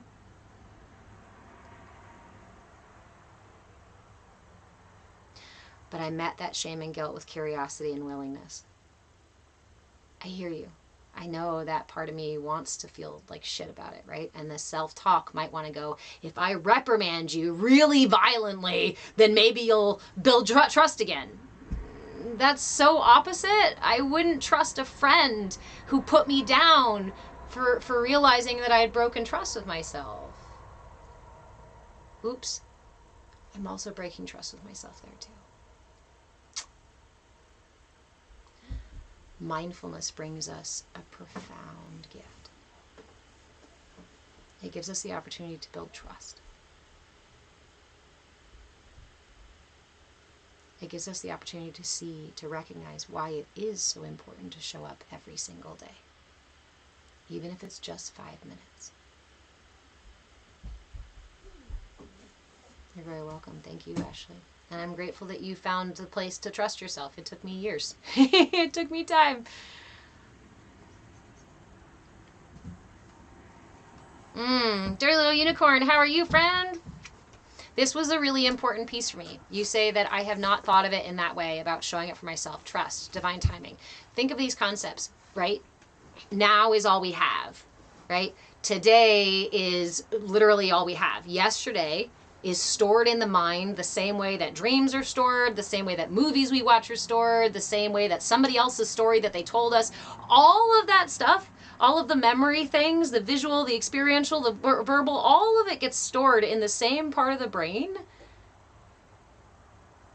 So yesterday or the past is essentially just a illusion, right? Just part of my memory, bits and pieces, and not even the whole picture.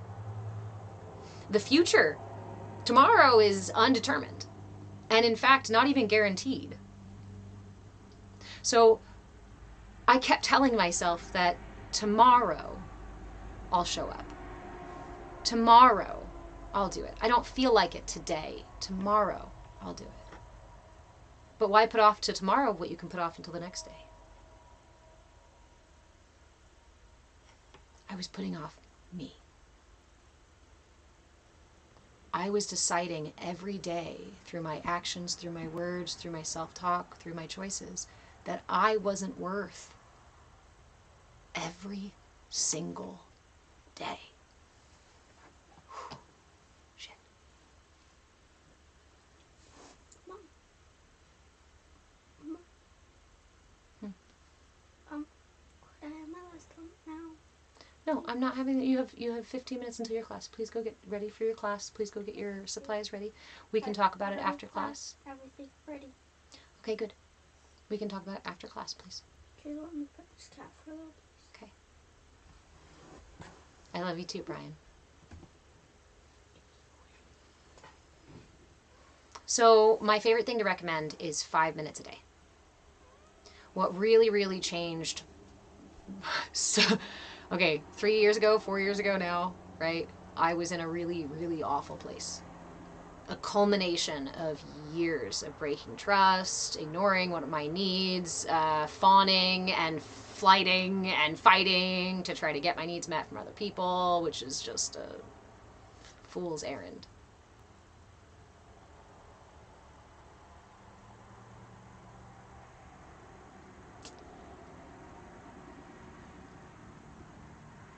I didn't have any more spoons to fight myself.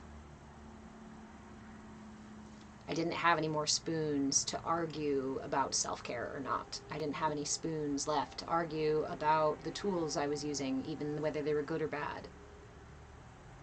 I felt empty, totally fucking broken. And if it wasn't for being a single mom, I probably wouldn't be here. And that's real talk.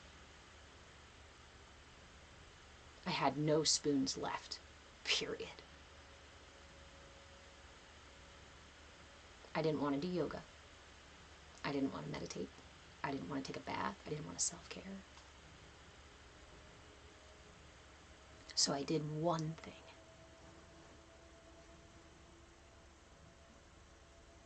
Every single day, I rolled out my yoga mat and I got on it. That's it. I committed myself to 15 minutes. I suggest you start with 5 because 15 minutes was a lot. I could have been gentler with myself. But for those 15 minutes every day, I showed up. It wasn't about using cool tools. Please stop with your feet on the table because you're shaking the camera. It wasn't about meditating. It wasn't about practices. It wasn't about anything. I showed up drunk. I showed up angry. I showed up despondent. I showed up crying. I showed up thrashing. Yeah, some days I laid on my mat and just kicked and banged my fists. Because that's all I had. But as I showed up every day, and as I accepted whatever it was that was coming up, because I had no more spoons to separate the shit. I was like, that's it. No spoons to deal with this. It's just all going to come out. What slowly started to happen was there were moments of peace.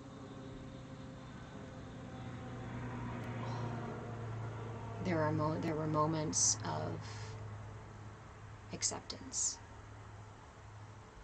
I even found moments of self-love when the rest of my self-talk was telling me how fucking stupid I was.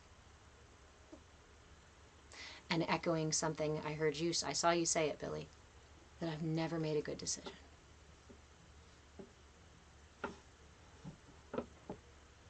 Absolutes are absolutely never true. Absolutes are absolutely never true.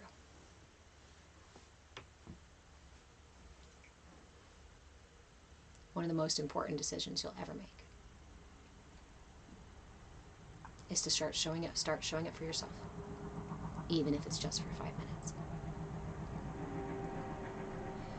You don't need an hour yoga practice every day.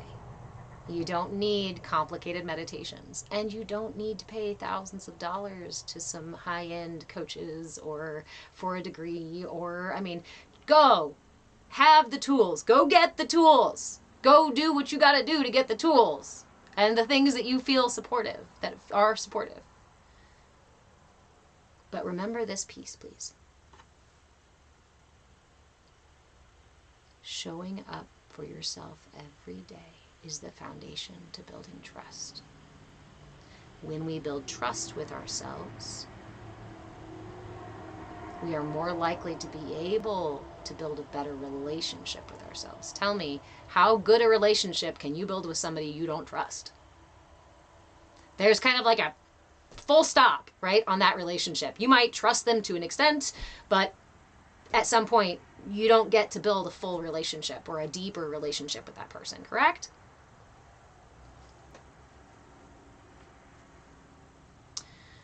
When I started to build trust, I started to be able to better negotiate with my emotions, to be more present in the moment when something came up and I felt scared, to better negotiate with my self-talk. Because I was building trust with my guru, with my inner captain.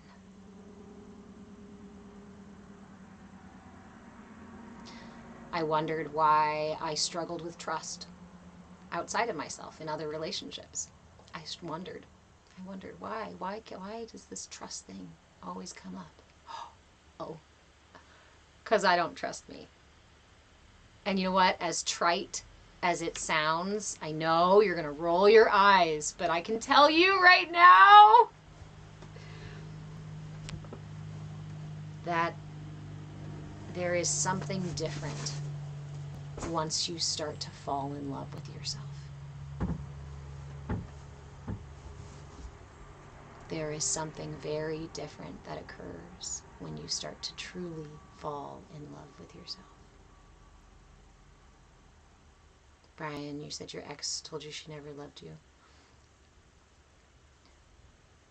If we do not love ourselves unconditionally, and I know that sounds like a really big task sometimes, when we only love ourselves conditionally, we can only offer conditional love to others. I like to look back at my past relationships and step back and go, I didn't have the capacity to love them better. They didn't have the capacity to love me better. And that's okay.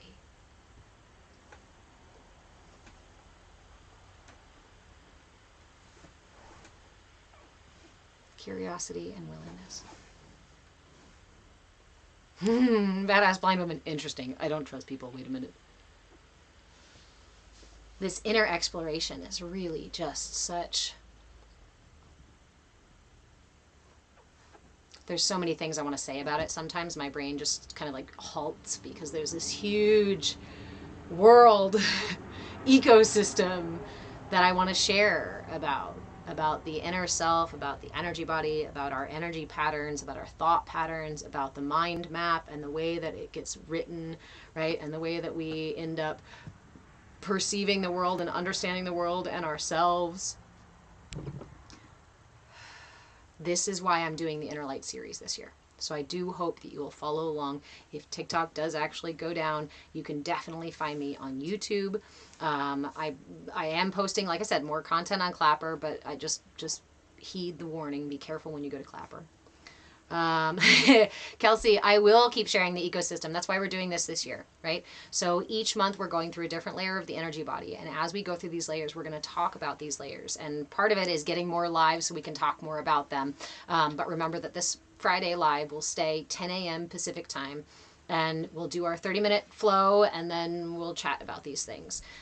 Watch for content where I will be sharing all sorts of tools. I have mudra, mantra, pranayama, sound, asana, visualization, energy healing technique, urban stone pairs, nutrition tips, and a music to dance to. All of the above are going to be geared each month toward the different layer of the energy body.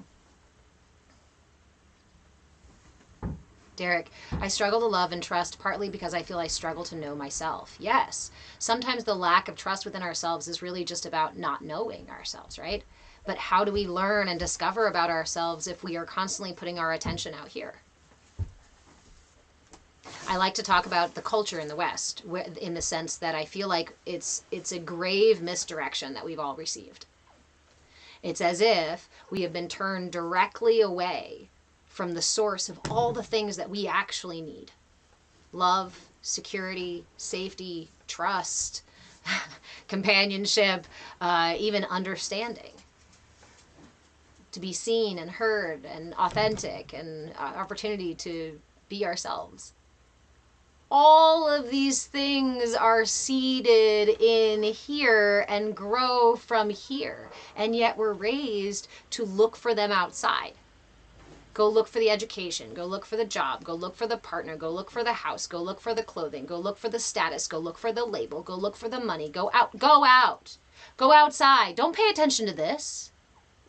Don't pay attention to, this is just a meat bag. This is just a machine. And if it breaks down, go to the mechanic, the doctor, and they'll fix each part one by one. And if they can't fix it, they'll just take it off and you'll work fine, right?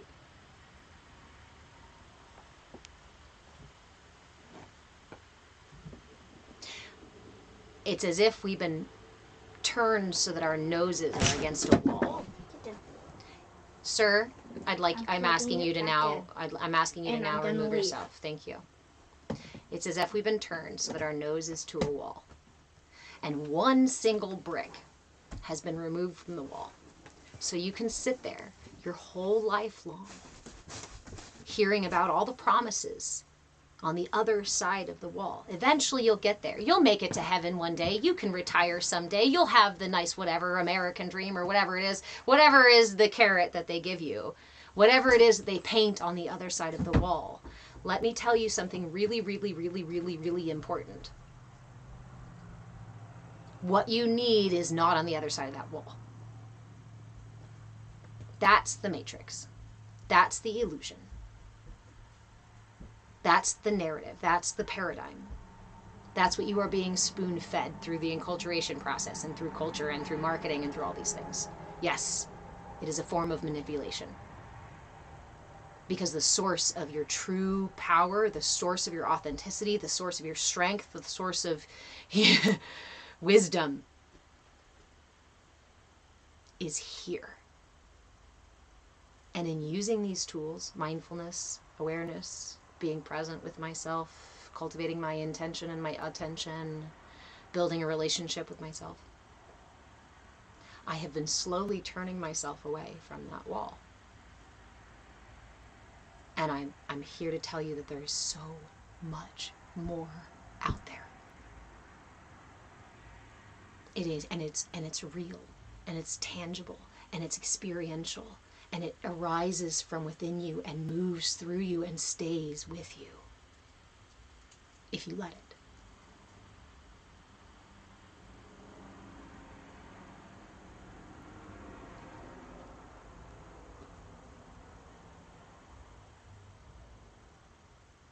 Brian, I'm so sorry, friend. I am from Southern California, or used to live down there, grew up down there, and watching the fires is really, really awful. I've got friends who are down there, and so far everybody I know is okay. But I know a lot of people have lost their everything. I'm sorry. I can't even imagine the pain of watching that.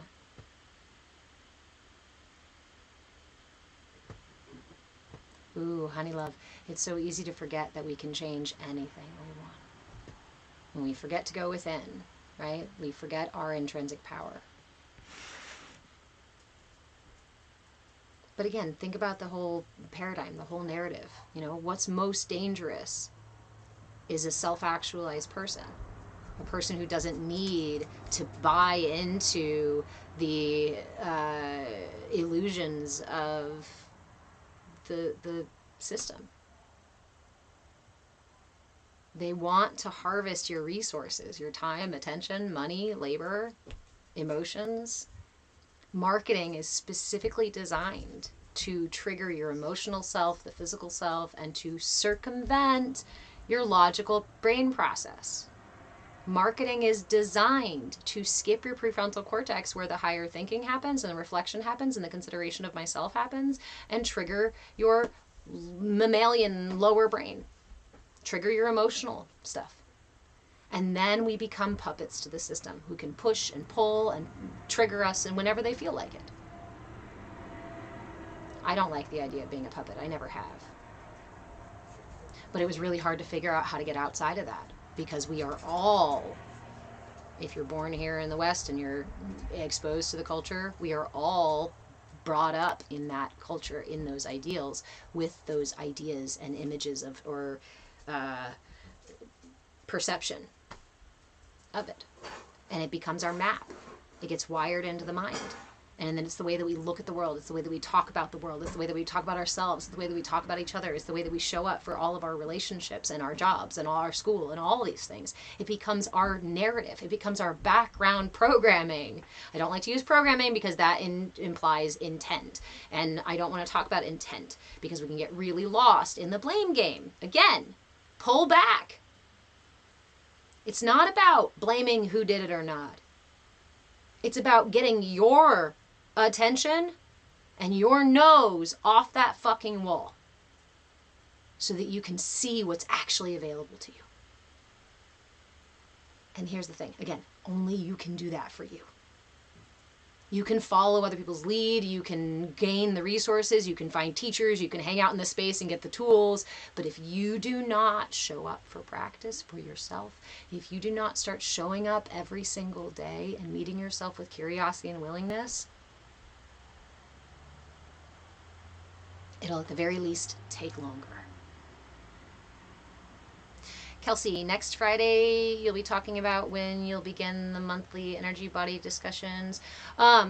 So come into the Discord. That's where I'm talking about a lot of it right now, because I'm trying to sort out the schedule and I'd like to make sure that the classes are accessible to everybody. One of the issues last year was that I was doing them all at 10 a.m.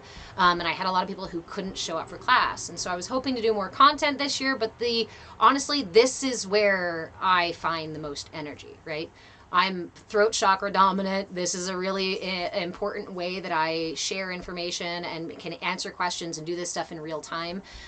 So this is my ideal. The struggle in the last couple of months has literally just been the platforms not sharing the content. The platforms falsely saying false violations and stuff like that. So come into the Discord. We'll talk more about it. The intention was to create a monthly long form video talking about each of these layers. But again, this is where I'm naturally at my best. So come into the Discord. I'll share more there. If you have specific questions, ask them anytime, usually on my content. If you go into my content here on TikTok or anywhere, I can answer a question for you by making a video. And my human design authority is to respond. So when y'all ask me questions, the little mind monkeys will come out and be like, oh, here's the information. But if I try to sit down and make a long form video about the whole thing, it gets a little bit, I struggle with the organization of it. I struggle to make sure I have all the questions answered, right? So please, please, please ask.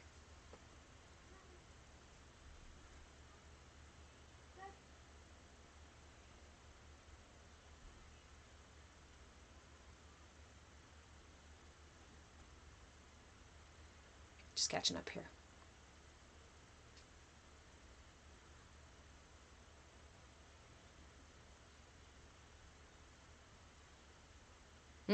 Honey love, I used to live with an insecure puppet master. Many of us, and this is the thing about a lot of our relationships, we end up becoming, getting into codependent relationships because that's what we've been taught of how to relate to each other, how to receive our energy is by taking it from other people, right? Taking it from physical stuff. What's funny here in the West is we have this, the concept of the world that we focus so much on the tangible stuff, the physical, the touchable, the experiential right here and now. Or groping for more of it, but not so much on the intangible. And the intangible is actually what makes up the majority of the universe, is this intangible stuff, this energy that we exchange with each other. Codependent relationships are are the bread and butter of our unwellness, are the bread and butter of our suffering. Me hanging my hat of happiness on somebody else means that they can walk away with my hat at any time. I have no control over anyone else's actions, anyone else's choices, and any attempt to do so, again, is a fool's errand. Is me extending beyond my capacity. Can I physically control somebody? Sure, I could attempt to, and people can physically control me, sure, but beyond that, we allow ourselves to be pushed and pulled and controlled far more than often we realize.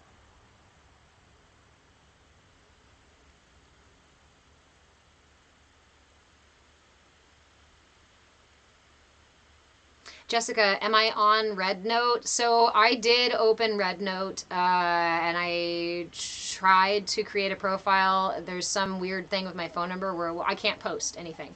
I'm on there, I can see stuff, but I can't post because it won't take the verification code. And with things being in another language, it's not going to be a primary space I am, but I'm there to check it out. But I don't think there's a good motivation for me, at least, to be on there. Hi, Aptum Silver, how are you?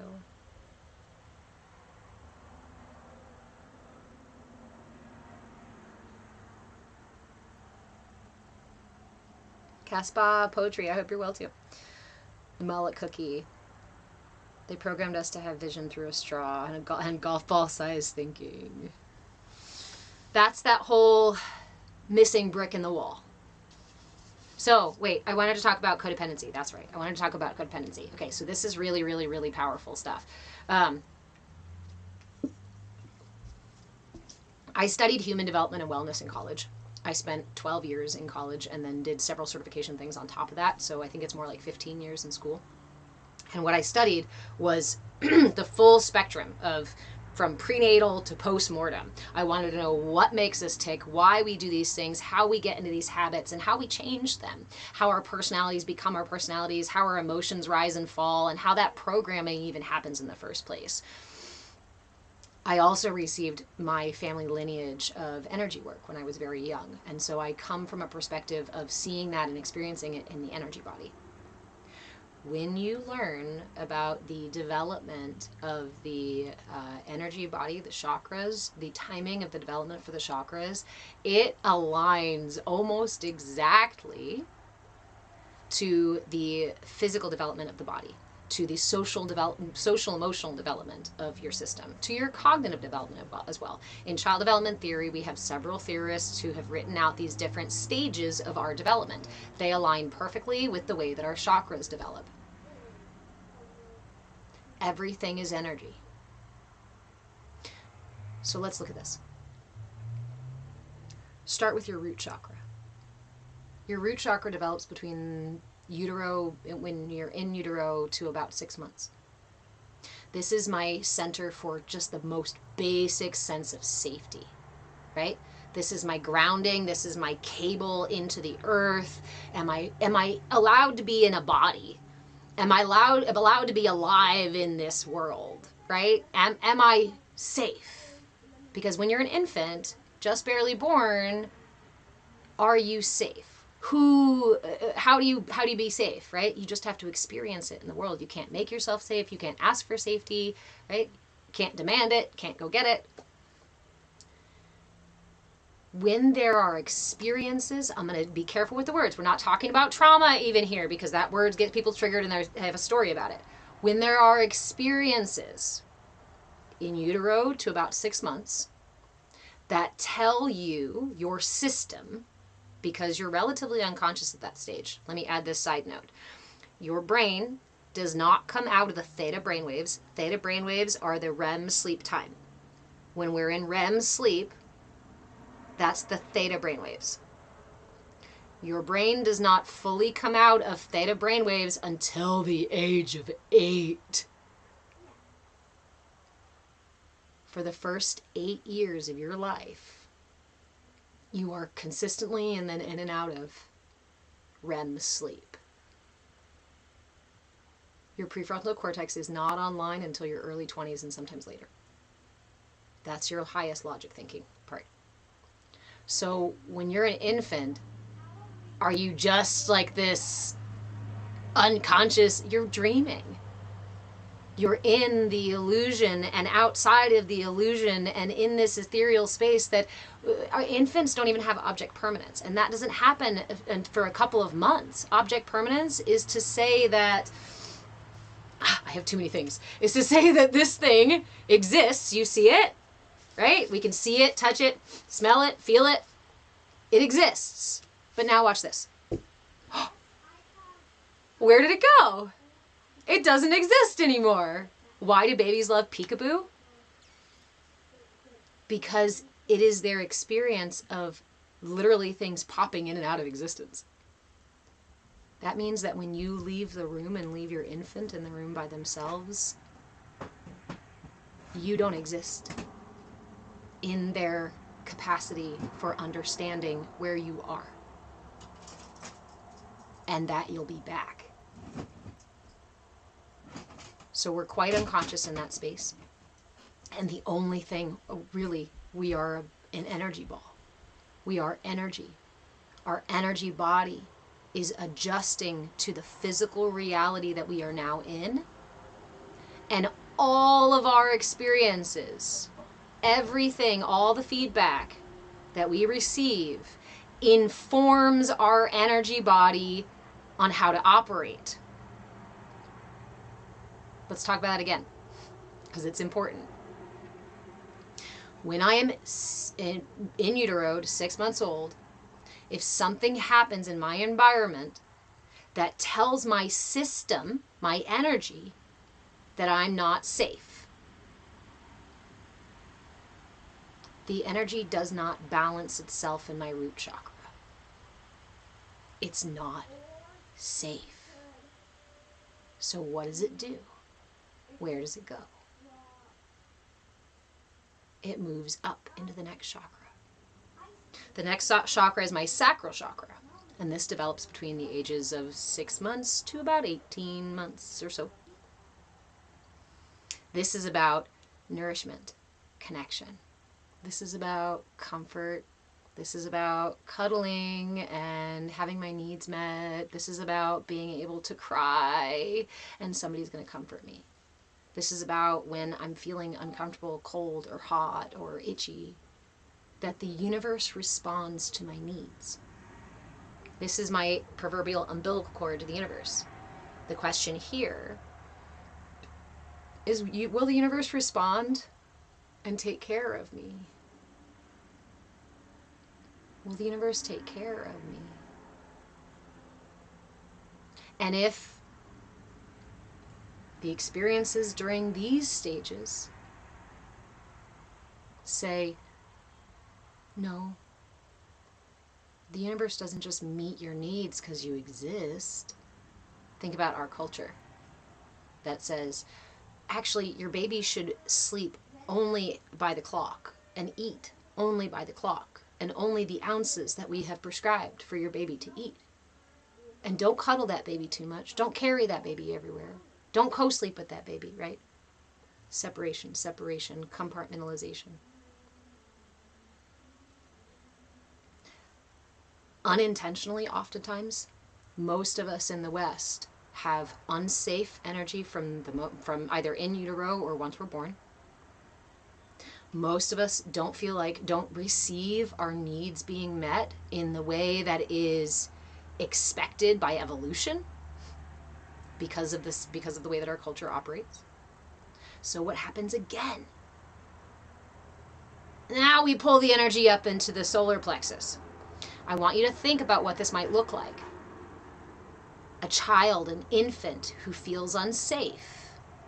Their energy is going to start requesting safety, right? Earlier than a baby who might feel totally safe. Your solar plexus. This develops between about 2 to 4 years or so. Now, what do we call this in the West? The terrible twos. Why? If you ever wanted to see God in its full expression through the human, look at a 2-year-old. Because this is our first experience of having focused energy come through our solar plexus, our center for will. This is the center that says, I can take what I want. I can go get my needs met. I can demand my safety. Or I can fight back to get it. This is oftentimes the first place where some of us feel safe.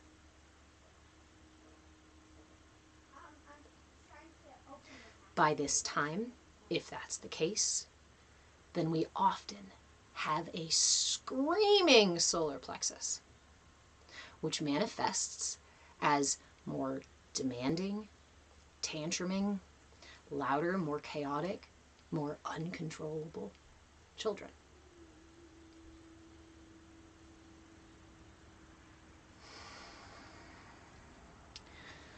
I would love to get like super deep into this particular topic and maybe even create a workshop or even a book about the way that our culture, what it does and how it manifests and all these things. So we're getting to codependency here. This is how we're walking our way towards the discussion about codependency. So imagine that this keeps happening, okay? By the age of 8, we're here in the throat chakra. The heart is our center for connection, right? For compassion. This develops between the age of 5 to 7-ish. 8, 9, 10. The throat chakra is our ability to communicate. It's our center for creativity, but a different kind of creativity than the creativity, the pleasure experience, creative universe of the solar plexus, of the sacral chakra. Up here in the throat is our ability to manifest our creations, to interact with and create things, and to sing and to speak our dreams into creation, right? It's also our ability to receive, to listen, to perceive truth. This is our center for truth. But I have found here in the West that by the time we get here, our truth is imbalance. Our truth is already, my system is out of balance.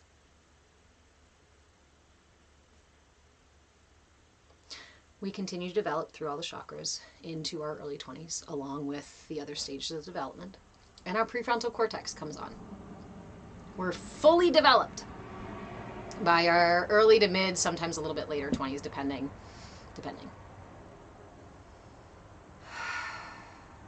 Now, I am a fully designed person. I specifically am saying person over human, right? I was born a human. My person has been crafted by these early experiences, by where my energy balance is, and these patterns become my ego signature, become my ego characters and my self-talk and my perceptions of the world. If my earliest experiences were that the world was not safe, it's going to be really hard to convince my deeper programmed, deeper physical body, mental, emotional body that I'm actually safe. You're not going to just tell yourself. Have you ever tried to fight the mind? It's hard to do. I'm safe. I really am. But anxiety is like, no, we're fucking not. What do you mean? That experience is the energy patterns from really, really early on still manifesting themselves. I'm frustrated with my anxiety. I'm frustrated about the ego. I have to kill the ego. I have to control anxiety. I want to flip it on its head.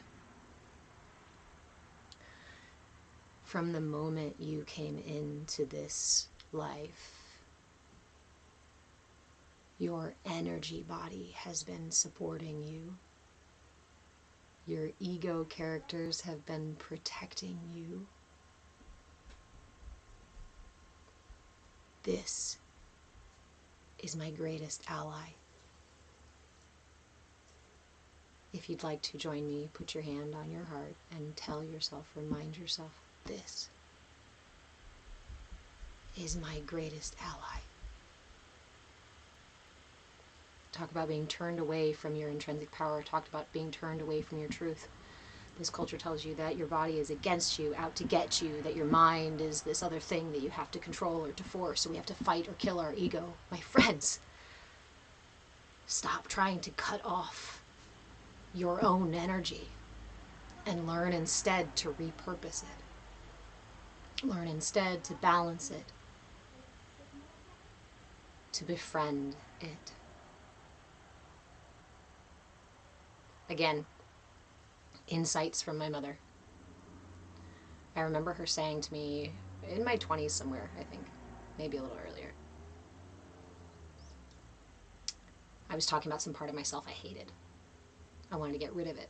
I wanted to amputate my ego, right? Some part. I was like, I hate this part of me. She said, if you create an enemy of yourself, it is a battle you will fight every day. And that becomes the war that you wage your entire life long. Do you want to live like that? Well, no. No, but how do I befriend rage? How do I befriend fear? How do I befriend the disgusting random thoughts that occur in my head? How do I make friends with those? I judge them instead, right? I'm judging them. I'm vilifying them. I don't like them. I'm conditionally loving myself. So, of course, I'm only going to be able to conditionally love other people. I love you so much. I love you guys.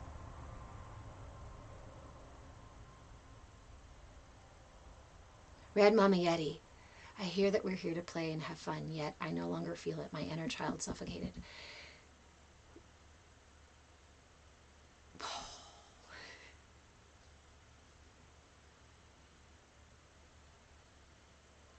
I like semantics, so I want to be mindful because it's important the way we say these things and what we say.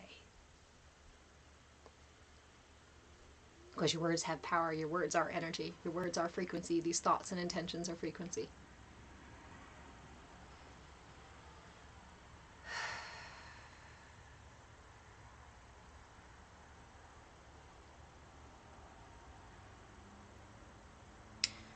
Your energy, ego, energy patterns, thought patterns, have been protecting that inner child. I know that it feels suffocating. But our egos and our energies are born of our younger self. That means they're not mature. They're not wise. They're often quite immature and quite unwise, right? So they may not be protecting us in the way that we need them to. They may not be guiding us in the way that's healthiest for us.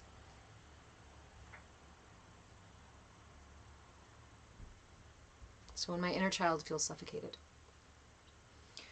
I walk myself away from blame and shame and guilt and instead go meet that inner child with curiosity and willingness and say, what do you need? Thank you, ego, for protecting the inner child. But I'm here now. The I. The captain. The first mate to the captain. The self. Not the ego characters, not the emotional, not the effigies, not the images we create of ourselves. This is where that trust building comes into play. Because if we're used to operating our lives with hammer and nail, fists and screaming tactics, then the vulnerable inner parts of ourselves are going to remain hidden by our inner defenses. My inner child, possibly like yours, experienced things that made her hide, made her fearful, made her feel shame, made her hide behind my proverbial parent's leg and stay back there. Because it was the safest place for her to be. In a world that told her she was too big, too loud, too silly, too ridiculous.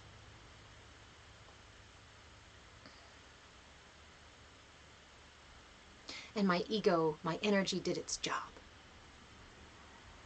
to protect her. By every time her energy came up, it reminded me, shh, don't be too silly. Don't be too loud. It's not safe. This became an unconscious pattern I don't even have to think about. And over time, unaddressed, the tension remains. The tension becomes suffering. Because hiding my truth, my inner child, my playfulness, is a kind of suffering, is a misdirection, a misuse of my energy. That ego character that says, no, is a misdirection of my inner child energy. So then mindfulness is about cultivating the awareness of when that occurs. It's not about killing the ego. It's not about removing the defensiveness. It's about building trust so that when that defense comes up and says, wait, no, it's not safe, I can say, well, maybe it is. Or can we at least try? I know you're scared because of past experiences, but I do think that we might have a safe moment here. Let's be silly. For those of you who've been here for a while, you know that this account on TikTok is exactly that for me. I have hidden for so long the loudness, the silliness, the shenanigans, the all kinds of things out of fear. And for all intents and purposes, I could give you a million reasons why that fear is justified.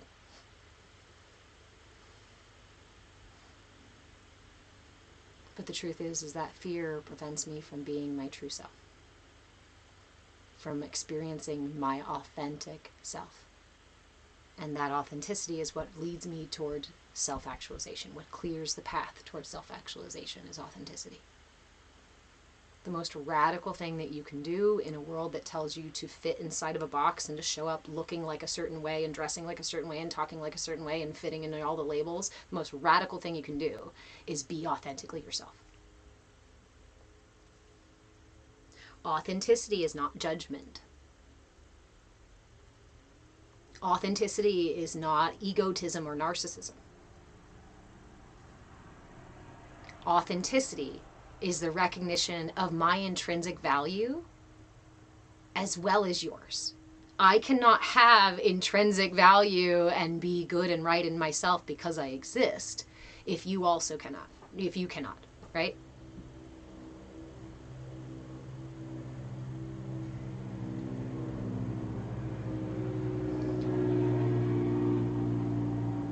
Authenticity may mean letting an emotion come up that's scary. But authenticity doesn't mean weaponizing that emotion in the moment. Authenticity means being willing to be present and curious with whatever comes up. And then making the choice that feels most true in the moment.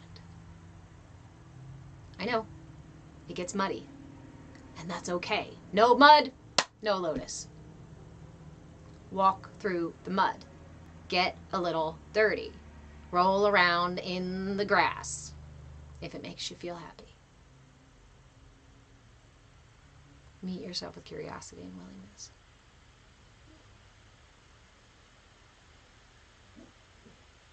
You might be surprised by what you discover. I sure shit was.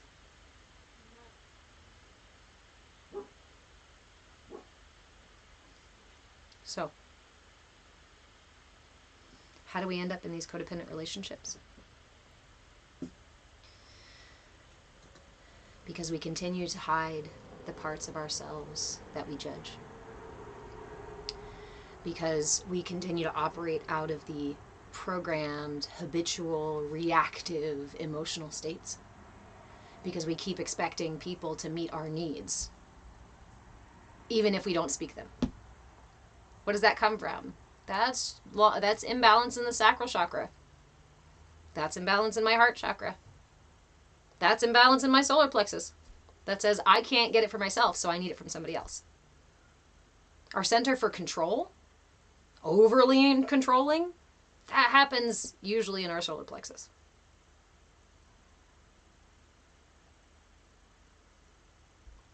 Seraphim, avoiding inner work. Yes.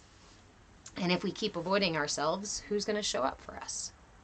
Who's going to come talk to that little kid? Who's going to let that little kid out of the prison that they've been in for I don't know how long?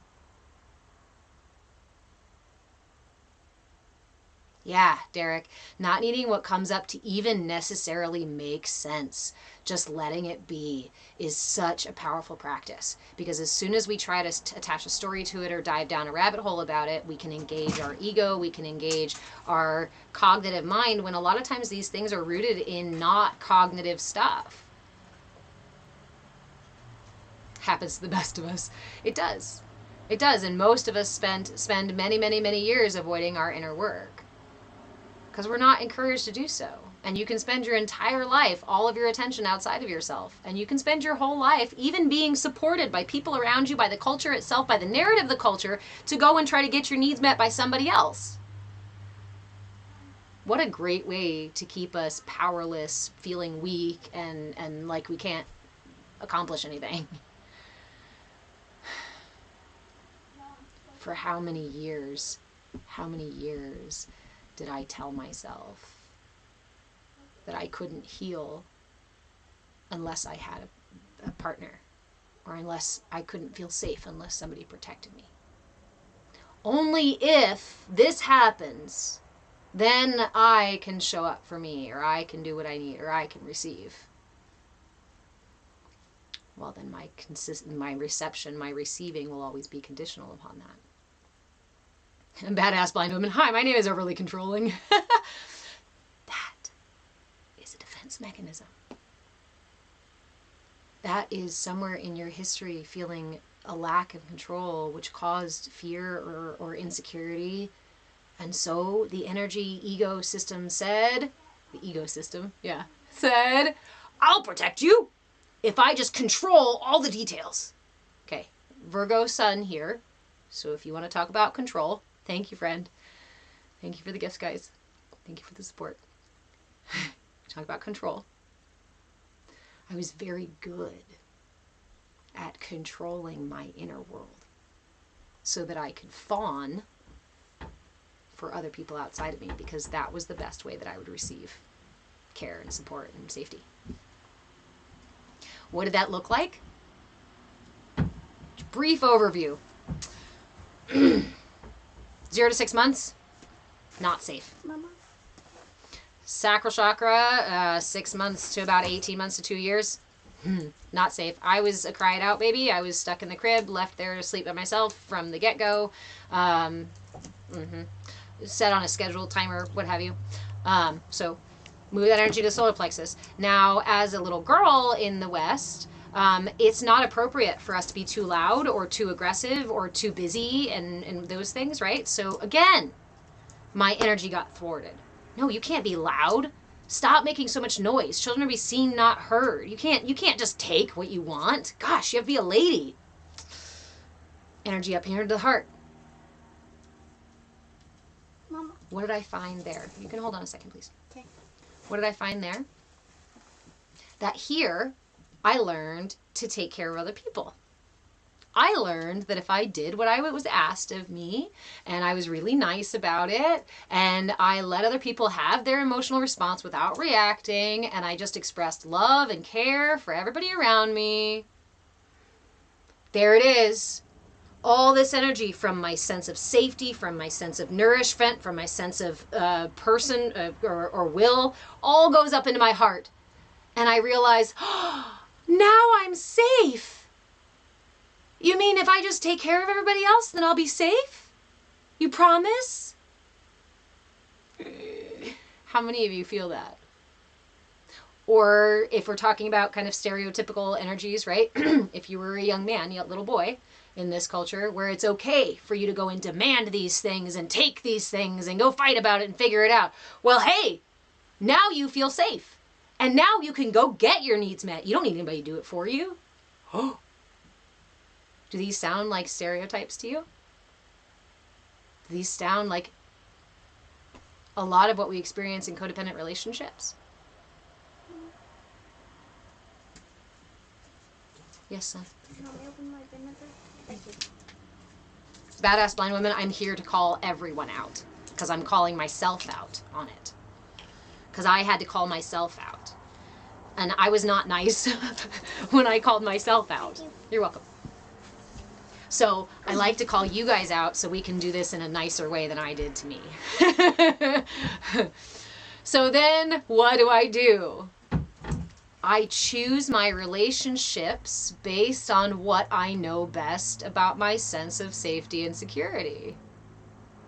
And here's a kicker. Here's what's going to get you. My stereotypical big open heart, compassionate, caring, fawning woman. I am searching for safety, security. I am searching for someone to protect me. How do I perceive somebody who's protective and powerful? Those really big solar plexus guys. They look really strong and protective. Let me get me one of them. Who may also have this kind of energy in their heart chakra. Because if you're going to continue operating in a huge solar plexus chakra, you have to start to close down your heart chakra. Because this will teach you compassion and connection and sharing and egalitarian kind of things. Egalitarian, yeah, you know what I mean. Love. But if I'm going to demand and take from others and step on them just to get what I need, then I have to do this. So now we end up in a relationship with the caretaker, the one who handles all the things and facilitates the love, compassion, and kindness in the relationship, and the one who handles the control, the protection, the will of the relationship. Can this become imbalanced even further? Yes. Is it codependent? Yes. Because I'm dependent on someone else to bring the energy to my life.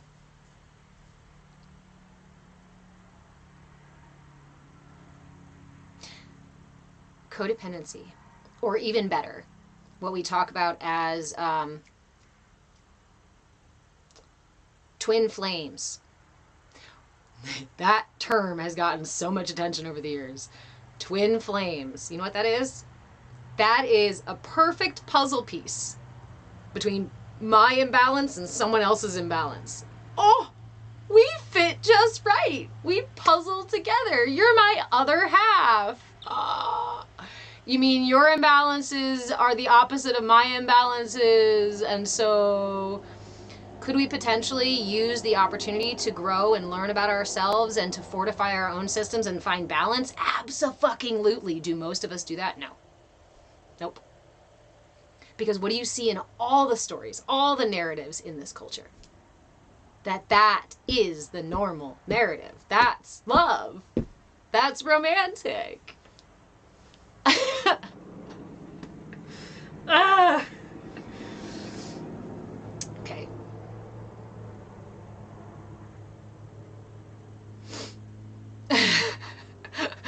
Terrifying. Oh, what did I miss here? Beezy. I think the heart is stronger than strength. Heart strength. Are you saying heart strength is stronger than will strength, or this, like, physical strength versus emotional strength? When we're in that place of imbalance, I don't like to talk about it as like, oh, I'm better because my heart is open, or you're worse because your solar plexus is open. It's not about that. Again, it's not about judgment. It's not about even wrong or right.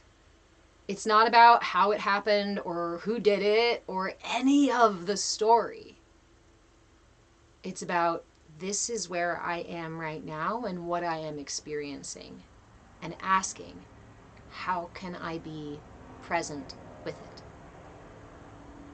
How can I develop a trusting relationship, loving relationship with myself so that I can find this balance in myself? And that's what I said earlier when I said, I know it sounds trite, but something changes when you learn to love yourself through this process of mindful self-actualization. Because when I'm doing that, what I'm doing is finding wholeness, balance within my own system.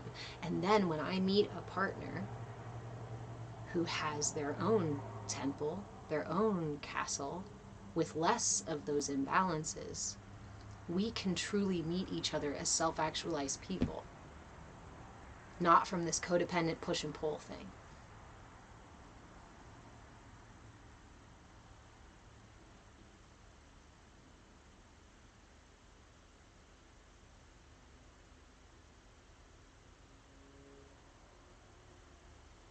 The heart is really important, and I'm not saying that the heart is not important. The heart is the center of the self. In fact, when we talk about the energy body, the heart is where, what I like to call our transmutation station, okay? From the root chakra, earth energy, yin energy comes through our root chakra from our earth. It's our grounding, it's our connection into the material world.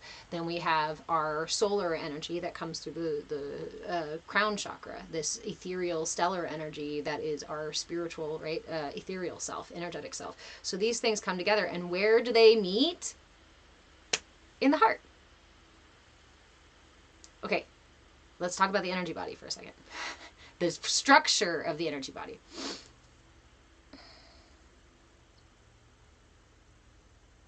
Spaz. Hold on, let me read this really quick. Energy pairing dictates the events in the relationship. The events are symptoms and not the roots. The events are symptoms. The energy pairing, I wouldn't say it dictates the events, but it can dictate the events if you're unconscious of it, right? If we're not aware of it, then the way that we engage is going to happen unconsciously. It's going to happen out of our control, and we're going to see the same patterning again and again in our relationship. So in that way, yes, it dictates the events in the relationship, but it is not going to always dictate. That's why it's important that we're here learning mindfulness in these tools, right? So that instead of allowing my imbalances or my emotional structure or those sorts of habits to drive my ship, I cultivate awareness so that I can become the captain of my ship, and then I am not just a puppet to my emotions, to my triggers, or to the programming that I received growing up. Yeah? But I like that there that you point out here.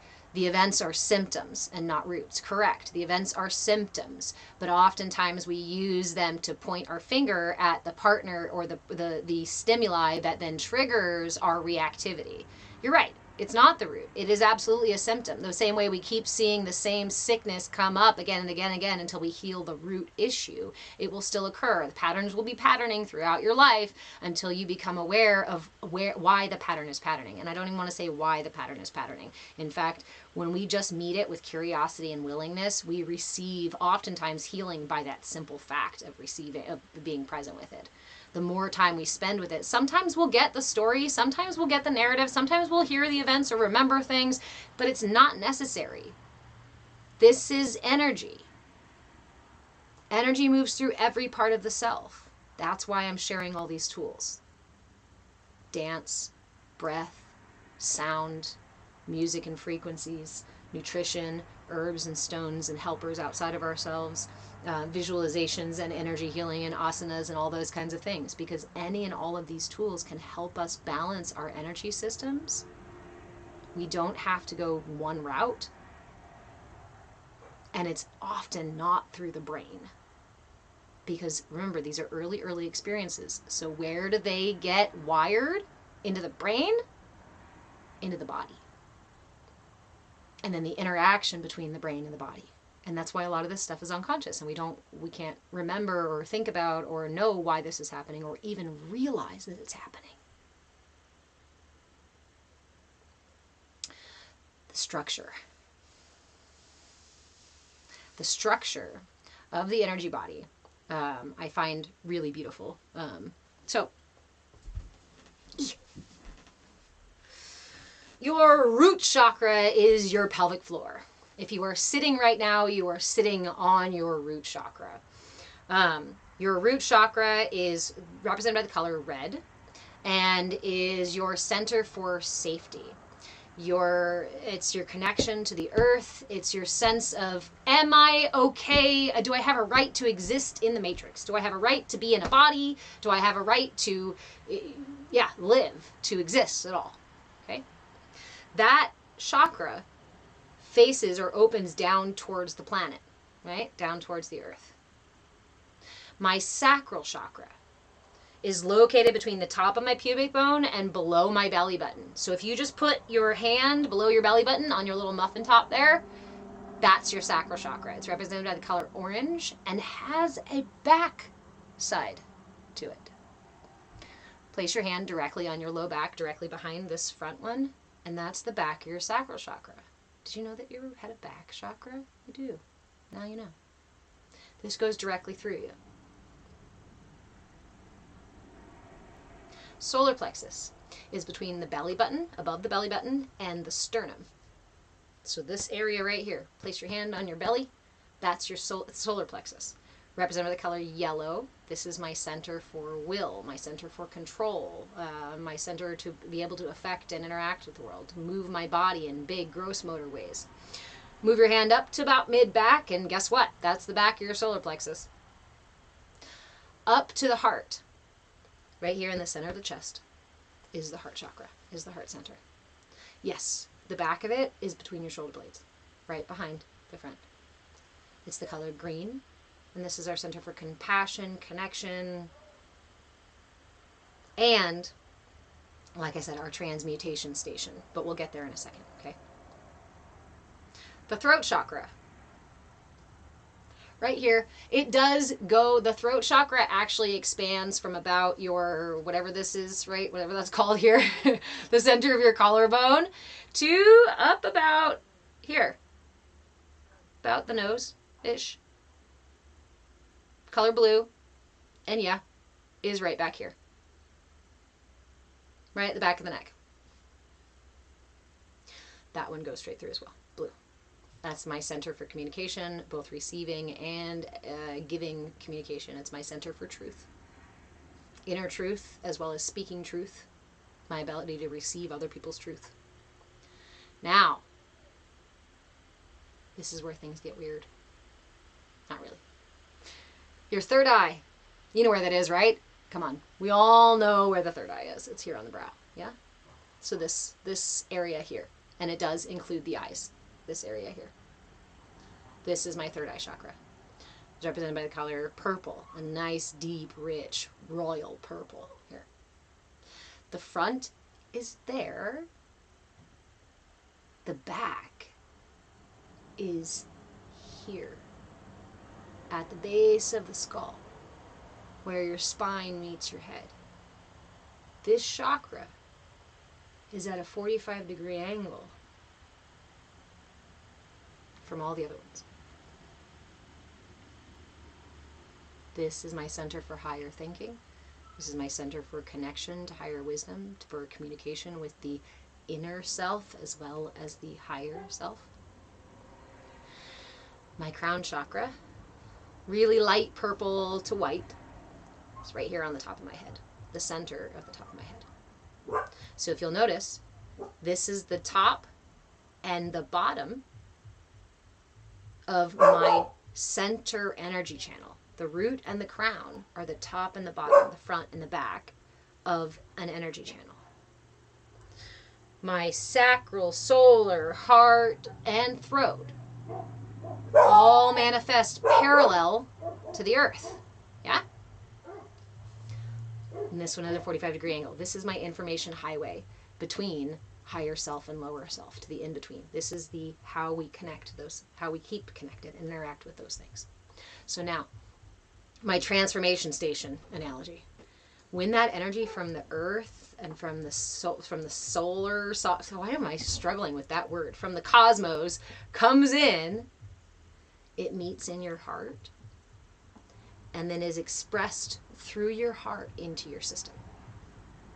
So these ethereal energies, the solar and lunar, yin and yang, up and down, above and below, masculine, feminine energies, come and are combined. Literally, this is the union of those energies into the creation, manifestation of you and everything else in creation.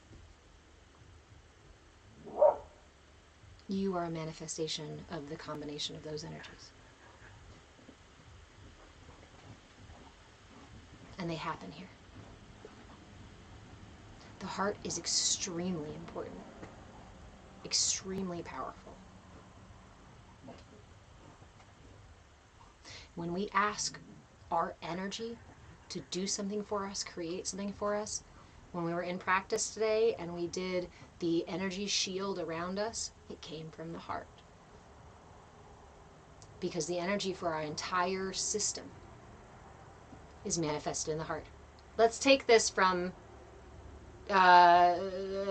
energy work and talk about it from a physical level, right? Okay, let's switch from energy to physical, scientific, measurable. I mean, we can measure energy bodies too, but badass blind woman, I'm not ignoring you. Let me answer you actually, and then I'll go for this. We'll move to the physical stuff of how the heart and what the heart does. Badass blind woman, you ask, if you have an injury to chakras, how will that affect you? Injuries to the areas of the chakras can temporarily and sometimes longer term affect the balance of that energy, affect how that energy moves, affect the wellness of that chakra. But it does not mean that it will always affect it. For example, if you get a piercing or tattoo, these can definitely redirect your energy channels just like acupuncture can, right? But does it permanently stay redirected? No. If you have piercings to specifically redirect energies, you actually have to you can't, yeah. It doesn't work to just put a metal bar in your ear and hope that it will forever redirect the energy in that area. Your system is always seeking balance, is always seeking healing. Remember, these are my allies. This is my ally. And my ally is always leading me through the path of least resistance to my highest good in every moment, in the best way it knows how, even if it's ignorant and a little bit dumb. I can say that my energy, my ego, my emotions have not always been the wisest, most mature. I'd like to meet somebody who feels like they always have been. So, there. Does it long term? No. Does it temporarily? Yes. And sometimes our injury to those things can actually indicate an imbalance in our energy, because that effect that can be pulled in and called into that chakra repeatedly to bring your attention to that chakra repeatedly, like chronic conditions in the body. So the heart. What does the heart do? What does the heart do? You know what we're taught? You're told, we're all taught here in school that the heart is a muscle. The heart is a muscle, the size of your fist. Keep on loving, keep on fighting. Sorry. Your heart's a muscle that just pumps blood through your system. That's all. It oxygenates the blood and moves it through the stuff and keeps your blood flowing, right? Did you know that the heart does not create enough pressure to actually push blood through your body?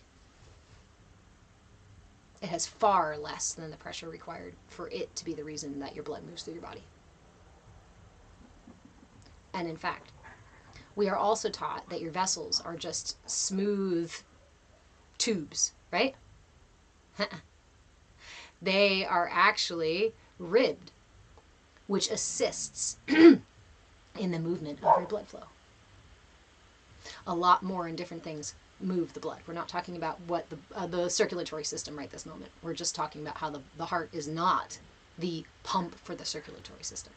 It doesn't have the physical capacity to do so, and it doesn't doesn't have the physical capacity to do so. So, what is the heart made of? Is it just a muscle? We're told it's just a muscle, right? Your heart is made up of not only the same tissue that's in your brain, the same synapses that make connections in your brain, the synapses that dictate everything that you've ever learned and everything that you are, those synapses, they're in the heart. The heart also, the reason the heart goes bump, bump, bump, bump, bump, bump, bump, bump, is because of something called defibrillator cells. Defibrillator cells are what keep your heart pumping. When you take a defibrillator cell from a healthy heart and you put it in a little petri dish by itself, it starts to atrophy. It loses its rhythm and eventually dies. If an unhealthy defibrillator cell is put next to a healthy defibrillator cell, or several healthy defibrillator cells, do you know who wins out? The healthy one. When I say that your system is seeking your self-actualization, seeking your wellness at all time, your heart is literally built of cells that are seeking balance and wellness, seeking a healthy rhythm with life.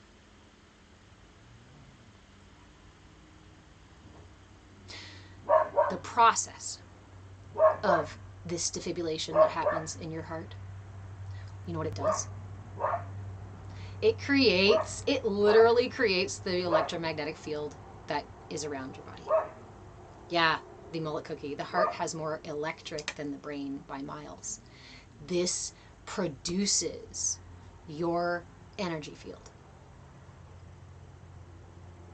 So we talk about energy work, right? People who do energy work, energy healers. When we look at that practice, these practices of doing so, we might perceive energy work as using my energy to affect yours. This is false. If you are doing energy work or receiving energy work that makes you feel exhausted, overwhelmed, or you feel stuck with stuff afterwards, you're most likely using your finite source of energy to use energy work, and that's not the appropriate type of energy that you're using. So we talked about the energy body here, right?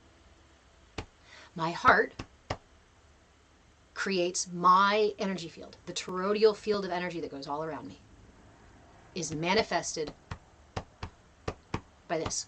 And when this stops, that goes away. That dissipates. My finite energy field is fed by these energies, by these universal energies, by the solar and lunar, the yin and the yang, the energy all around in the universe, as it comes in and feeds my heart.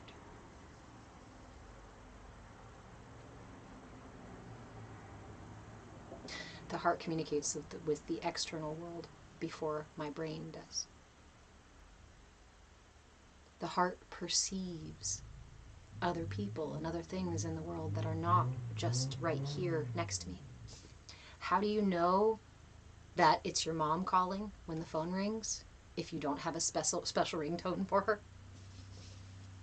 How do you know when your friend got in a car accident even though they didn't call first thing, right? Why did you have that dream about somebody before the thing happened? Or that made you call them?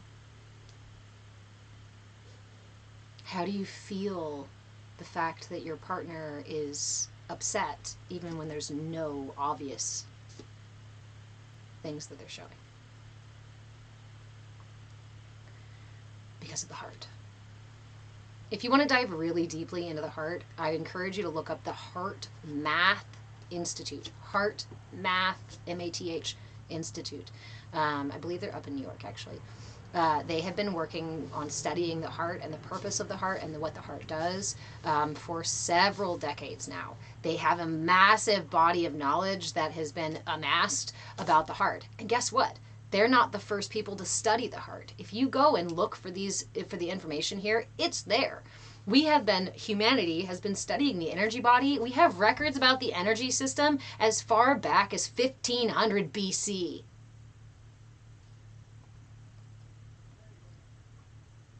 I find it funny then that so many people would say, and not so many people because it's not a ton of people, but you regularly find people who say, ugh, the energy body is just whatever. Your chakras are a bunch of nonsense. We can measure them with our scientific things now. We have record of using the energy body and adjusting and balancing and healing the energy body from well before any of the other modern practices that we have. And it's accessible. It's something you can address. It's something you can work with. It's something that is affected by everything you do and affects everything you do.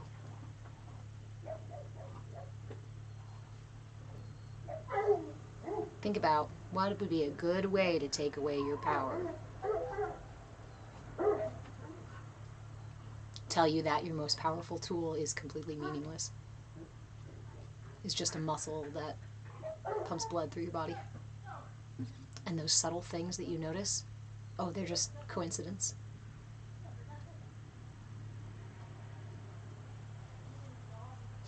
I like science. I like all forms of it.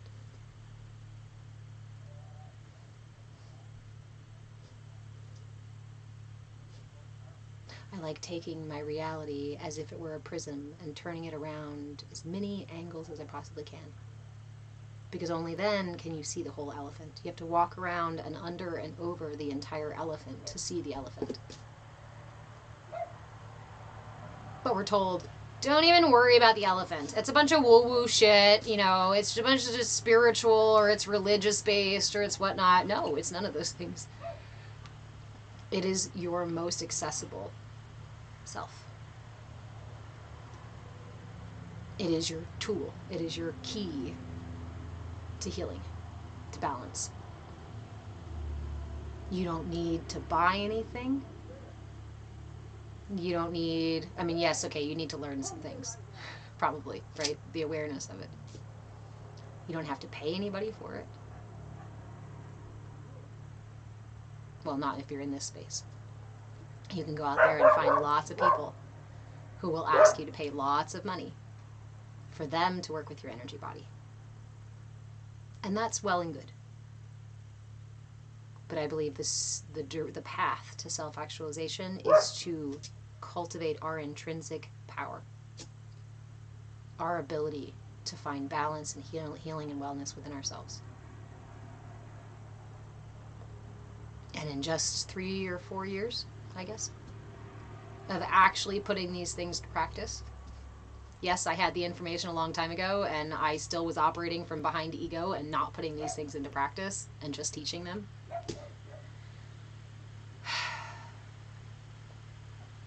They literally changed my life. And again, I know it sounds like hyperbole. I know it sounds like an exaggeration or sensationalize something.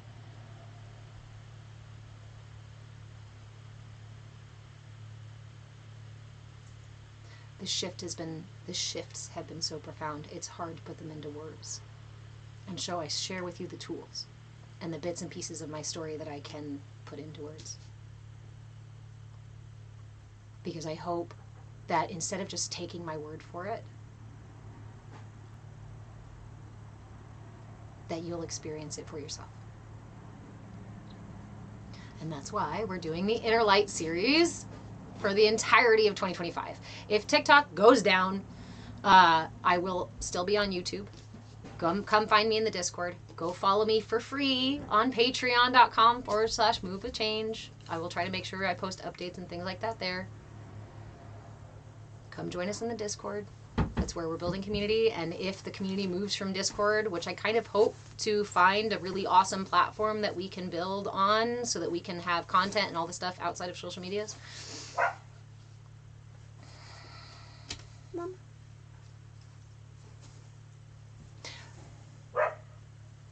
But I really want to encourage you to do this one little thing. I really want to encourage you to do this one little thing. You don't even have to go buy the thing, okay? On patreon.com, move with change, I have a $5 digital download. It's a PDF. It's 4 pages, I think. And within those 4 pages are the tools for you to record the tools that I am offering this year. The pages offer where you can write down the tool, about the tool, what the tool does, the name, the translation, and all the technical details. And then there's a couple of pages for you to write about your practice. How did it affect you? Did it work for you well? Did it not? Did it feel good in the middle of the day when you tried it? Did you try it at night and it wasn't great, but the next day you tried it in the morning and it was fantastic? I would like my revolutionary goal here, right? This is my personal revolution that I'm pushing out into the world. By the end of 2025, I would like you to have a notebook full of tools to address, heal, align, and balance your energy. And you can use that however you want to use it. You can do with that whatever you want to do with it. It's not for me to decide.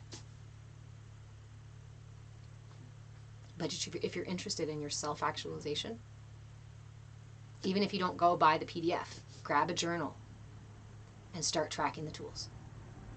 Start tracking your responses. How it affects your system. What it does for you. The most radical thing we can do in a world that tells us to fall in line is to dance. To find our own rhythm. To discover the music that is uniquely our own.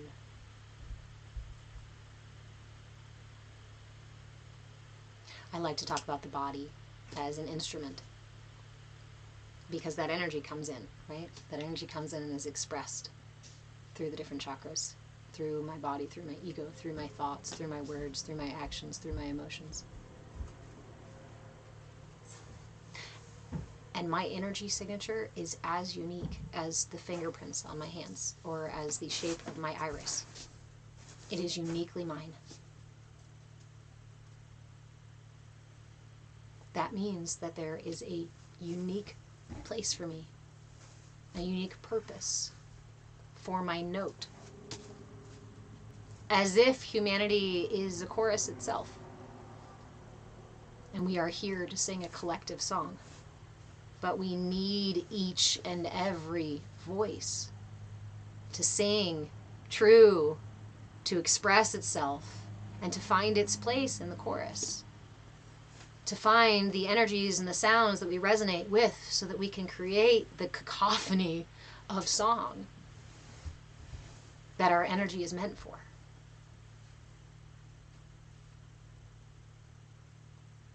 If the universe didn't need you right now, you wouldn't be here. So self-actualization is both selfish in a good way, self-centered, and selfless. Taking care of and aligning and finding your authentic self is not just about you. It's about the collective too. So for those of you like this who struggle to do self-care just for you, here's your little cheat code. Actually, it's for everybody else too. And showing up for yourself every day is how we be the change that we want to see in the world. Yeah, son.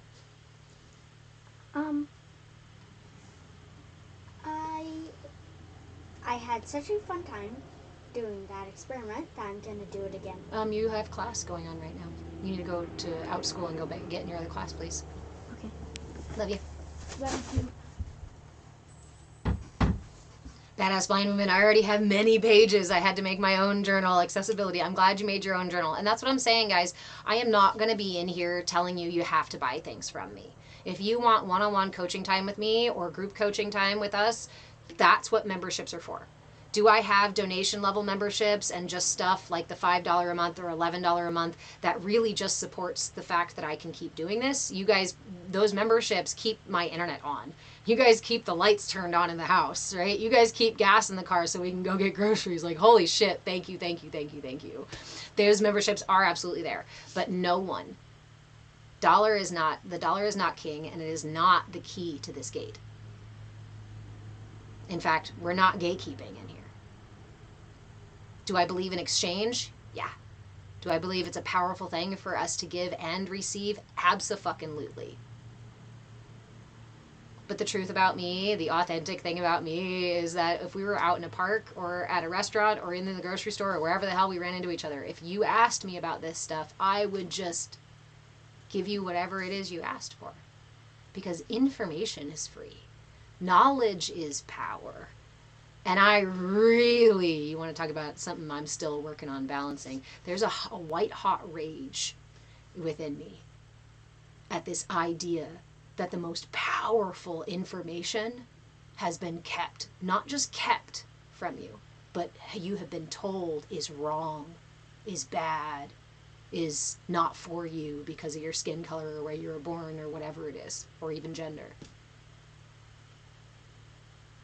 There's a white hot rage about the fact that we live in a culture that seeks to manipulate you out of your wellness. Very directly, very intentionally at this point. So if you're mad too, if you're frustrated too, if you're feeling powerless in a system that would rather puppet you than give you any semblance of self-actualization or freedom or security or strength, then turn your fucking back to it. Turn away from the wall.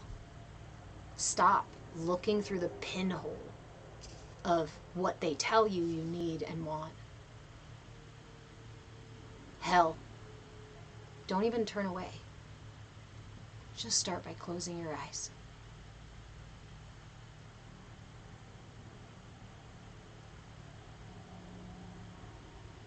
Everything I need is already available to me. I don't have to go into my past. I don't have to go wonder about those events. I don't have to find hypnotherapy to uncover the memories, because my past, every bit of my past that needs my healing and needs my attention, is alive and well in me through my ego manifestations and my energy patterns and my thought patterns, even the way I hold my body. It's right here with you. You don't need to go into the past. You don't need hypnotism. You can go do it if you'd like to. It's kind of fun, but you have everything you need. Zebra Phoenix, hey friend! I've been called Zebra before. Oh, my foot's numb. Stop looking through the pinhole. What's up, Pootie Toots?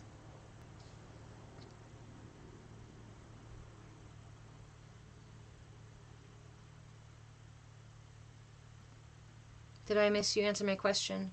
I just saw your thing, hun.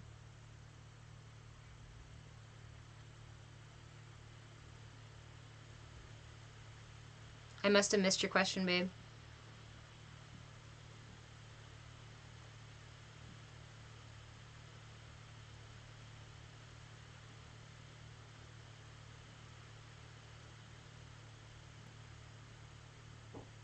Let me try to find it for you. I do my best to answer everything, but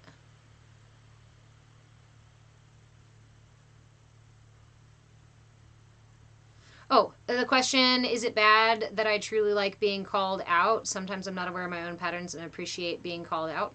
Not at all. No. No, I also like it.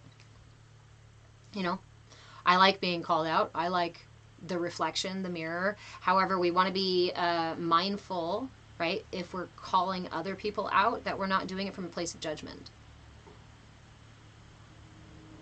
When I call other people out because I think they should be different or should behave differently, that's judgment. And that's actually a projection, right?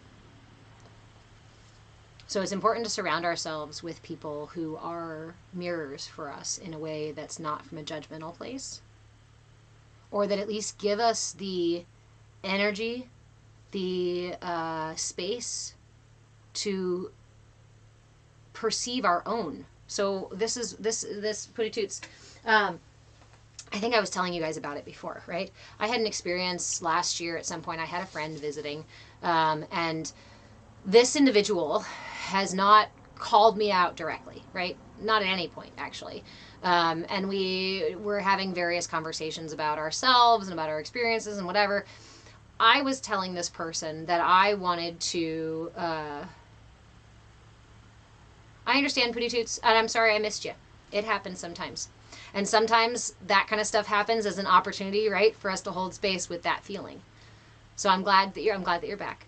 And I was saying that no, it's not a bad thing to enjoy being called out, but we want to be mindful that we're not receiving other people's judgment or that we're not using it to judge other people, right? So this example with this individual, I had told them that I still have a nightly, let's call it a nightcap because it's TikTok and I don't know what they're going to ban me for or false violate me for. So I have a nightcap. And I was telling them before my birthday last year that I wanted to take a break from my nightcaps. Well, my birthday came and went and I did not take the break. And they were here. And they never said anything about it.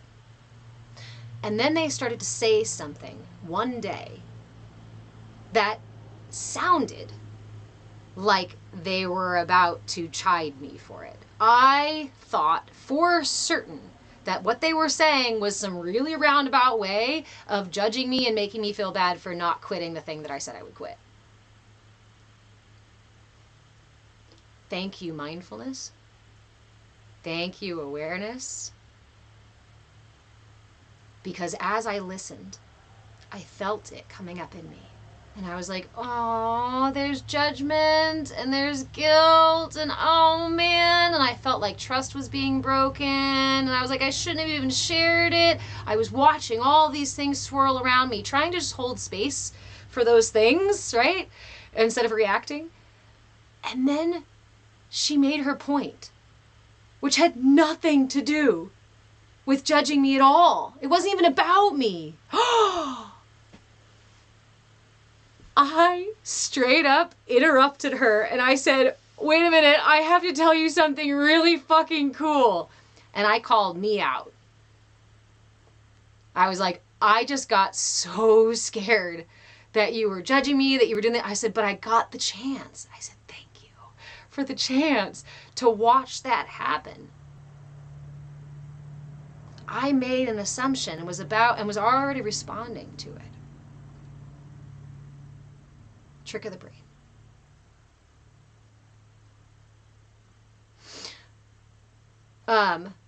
I don't want to directly say what my nightcaps are here on TikTok because of the propensity for the violations here.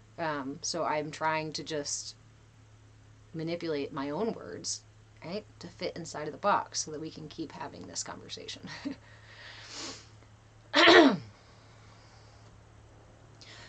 So, is it a bad thing to enjoy being called out? No, not at all. I think we all crave and really need healthy mirrors to see ourselves in. And that's what community, is about. Friendships, relationships, good connections are really about. Is not being judged by each other or conditionally loved by others, but to have a safe space for us to see ourselves in our truth, even if that truth is silly or messy or scary. Hey Billy, how are you? Back again. I know, I'm still here. I haven't gotten a violation yet today. I don't think so.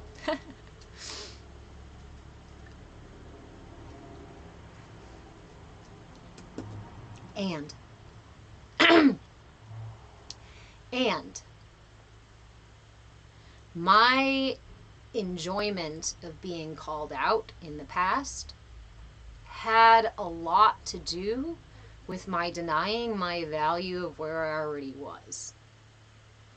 It was in the vein, it was in with the desire, it supported my desire to push through my healing as fast as possible. I used to take workshops called Total Immersion for Total Transformation, right? In fact, it was during that workshop that I got really called out. The facilitator asked me, right? We were trying to find our biggest, most emotionally charged trigger. And I couldn't find one. I was like, there are so many things that are so triggering. I don't know. I'm a mess. I don't know. And so the instructor of the workshop listened. He goes, tell me about your life. Tell me about you. Tell me about your motivations. Just give me a brief synopsis, right? Overview. So I tell him about how much I'm trying to heal and how much I've been working on it and how it's been a focus all of my life. And I came from all this trauma and this horrible stuff and I'm focused and I'm doing it. I'm doing a great job, but I want to get further and I know that it's in my best interest. And he listened politely and then said, okay, consider this.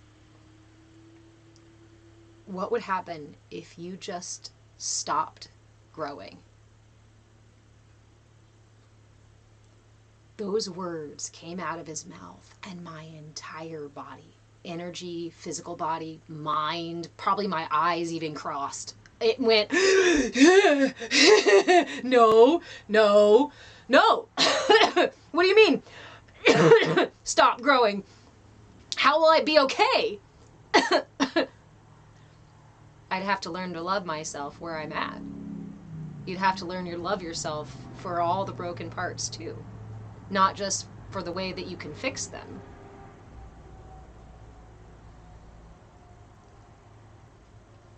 So let's be mindful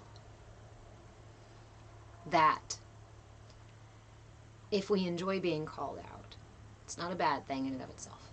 And it's not a bad thing to call people out.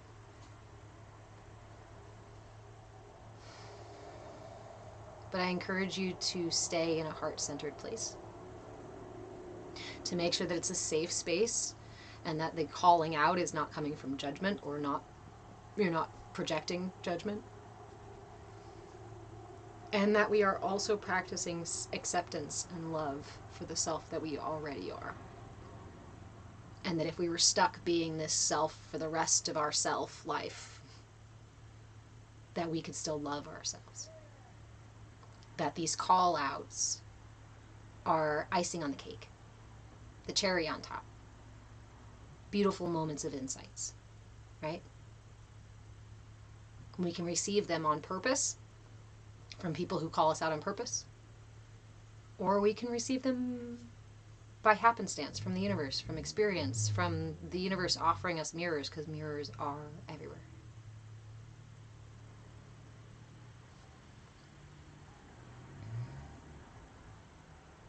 Yeah, Pooty Toots. It does depend on the person, and that's really important to make sure that we are receiving it from people who are safe mirrors or positive mirrors for us who do love and respect us as well. Good.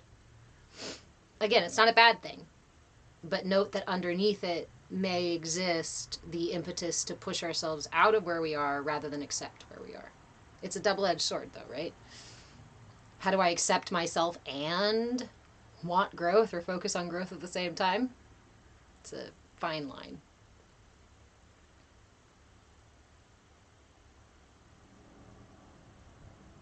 Ooh. Cloud Lonely, I'm sorry about that. There are not, again, the term call out, too. The term call out we want to be very careful with, because what is let's say we're in an unhealthy relationship where one partner calls the other one out all the time. That can be a means of control. That can be a means of judgment and belittling the other person and taking away personal power kind of stuff, right? Setting boundaries is not the same thing as calling people out. either. Now, if my boundary is that there's no smoking in my house and someone comes in smoking, I'm not calling them out. I'm setting the boundary and I'm redirecting them. Hey, there is a boundary here, and this is not okay in this space, right? And thank you, Juliana. Calling out distinct from acknowledging.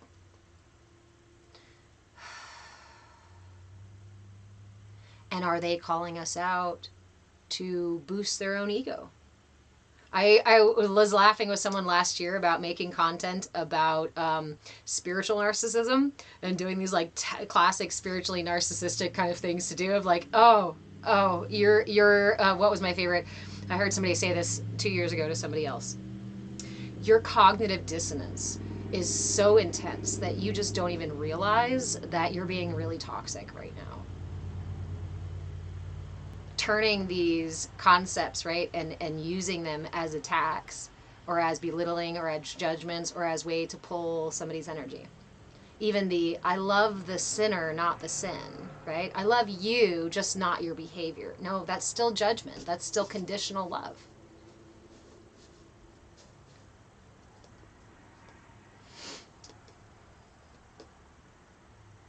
And if we are surrounded by people in our lives that are constantly only giving us conditional love, we may need to make some changes. But those changes always have to start from here, because I may be part of the reason I'm only receiving conditional love in my life, or I'm only perceiving conditional love in my life, or I'm surrounding myself with people who are only offering conditional love in my life.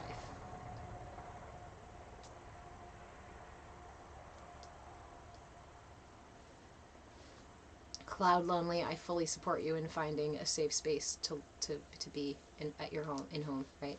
We all need a safe space to lay our head. We all need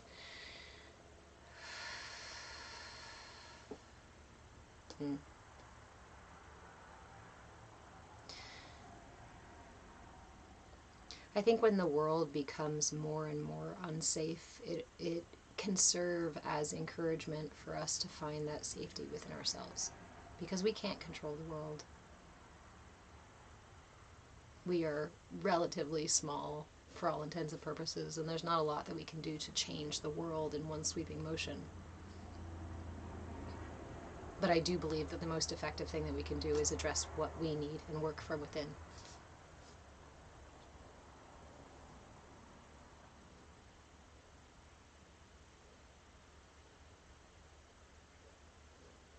Make sure you balance it with acceptance and love too. Because it can be a slippery slope. I started asking myself, what could I have done differently in every situation? And that was fine at first, but it eventually turned into me apologizing and taking responsibility for things that were not at all mine. And giving permission for others to go ahead and continue their behavior while I worked on how I could behave differently in a bad situation. I love you. Ik hou van May. You're so great. You are so silly and so human.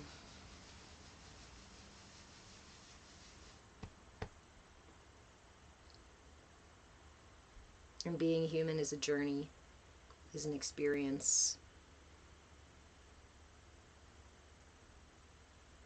It's quite the adventure.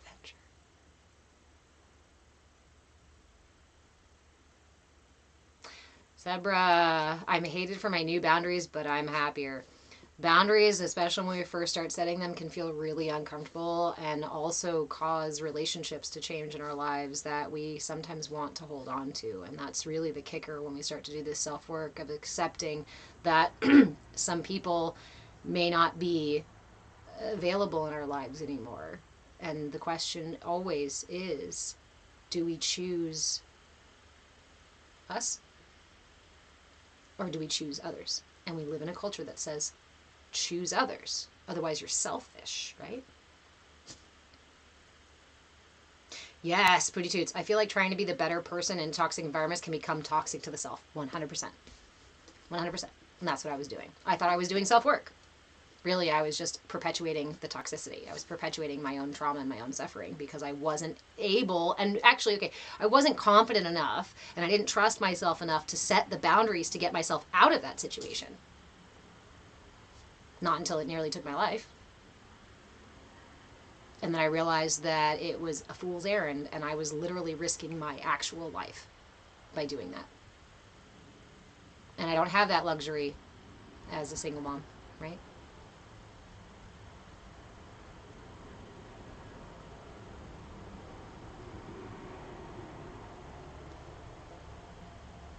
Wonderful lesson learned. Regret is a teacher. Regret is a signpost.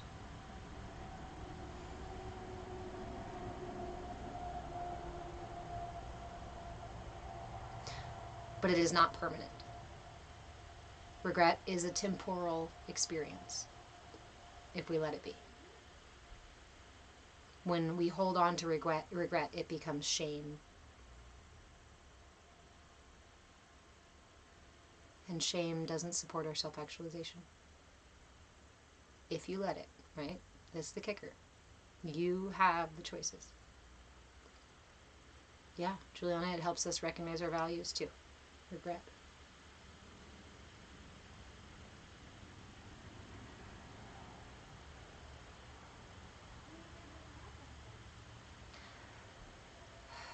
And when I face regret or shame or guilt, I remind myself that the gift therein is the opportunity to move through it and to be with it and to meet it with compassion and grace, to meet it at least with curiosity and willingness. I get to fall in love with myself because I didn't love myself. I get to create safety and security for myself because I didn't know how to do that before. I get to walk myself home because I left home. I get to discover me because I forgot.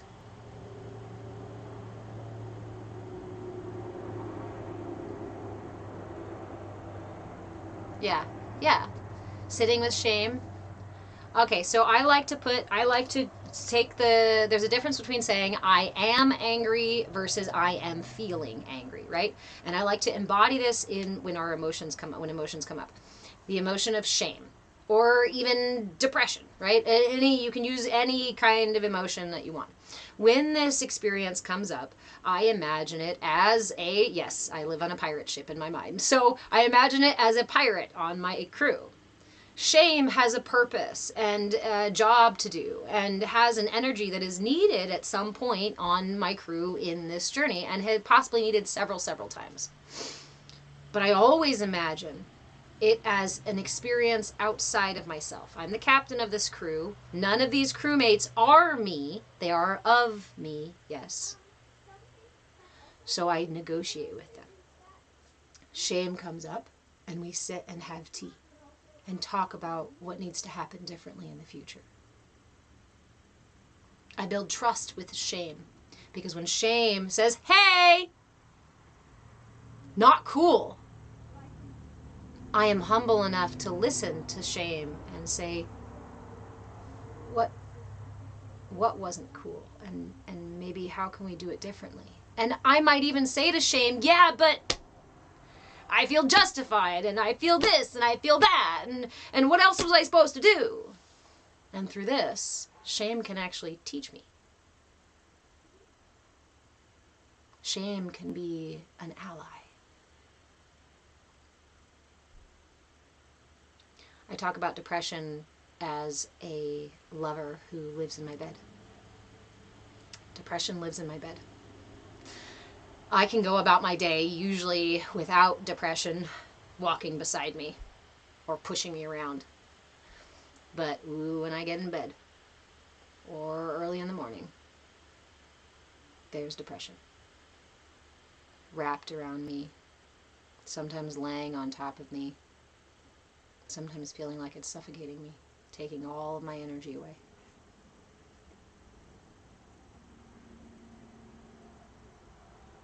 Do I let it control me and make my choices for me? No, not anymore. Now, I spend 5 minutes every morning when I wake embracing depression, embracing my lover, offering sweet words of compassion, just as I would if I had a depressed lover laying in bed next to me. What would I offer to someone outside of me that I love if they were feeling these things? And then I offer that to depression, to myself. And when I am out in town and anxiety comes nipping at my heels before I go in the grocery store, do I try to run away from anxiety? I used to. Does it make me still want to run away? Sometimes. But the practice is being present with the process. And so I pause. Maybe I hold on to the wall and take a few deep breaths and say, hey, anxiety, what's up? Did you need something? Is there a way that I can help you get through this? Because, man, I really got to get some eggs and milk and shit from the grocery store. I'd like to go on this trip. Can we negotiate something? And sometimes anxiety says, nope, nope, I don't fucking need anything except for you don't want to be here. Nope, nope. And sometimes anxiety says, maybe some chocolate. Sometimes anxiety says, yeah, I want a fancy coffee. Sometimes anxiety says, I want to wear a onesie to the store. You don't even get to leave the house unless we are wearing an avocado onesie. That's the only way we're going to the store. And if I can, when I can, like I would with a child, I say, okay, let's go get a tasty drink. And you can sip on it while we're in the grocery store. You can have a prop, something to hold. I promise you, when we're done with the grocery store, we will go get ice cream. You can meet yourself like this, and when you do, you build relationships with yourself like this. Befriend anxiety. Your anxiety likes treats too. Anxiety, for me, really likes treats. Depression really likes snuggles. Heck.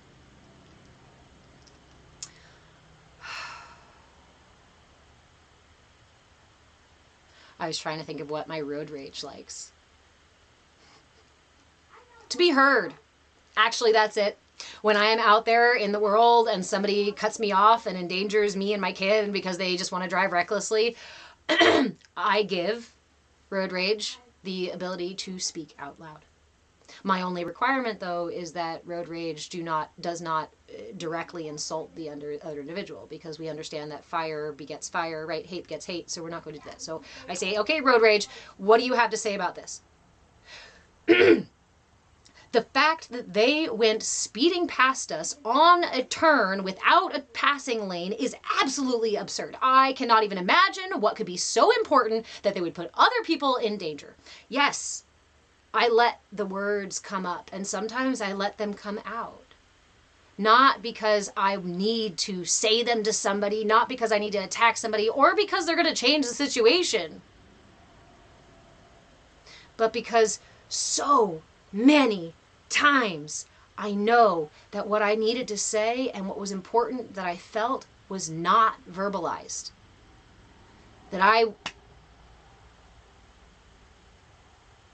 How many times did I treat my frustration, my anger, my justified frustration like this?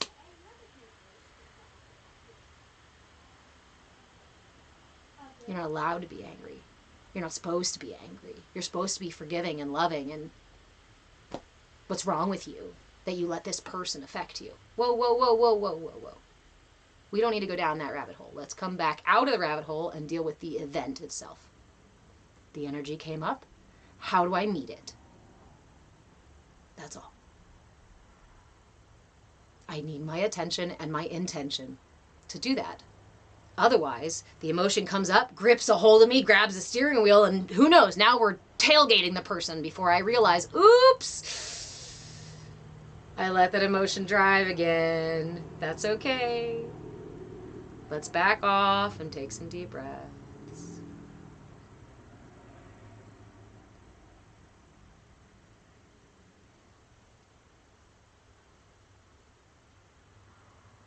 Hey, Violet. Thanks for the camera quality, guys. I am on a Samsung Galaxy Note. It's the one with the pencil still, or the pen still. It has amazing camera quality, and this is actually the front camera. You should see the other side. Red Mama Yeti. I'm going up. I'm missing a couple comments, guys. Hold on.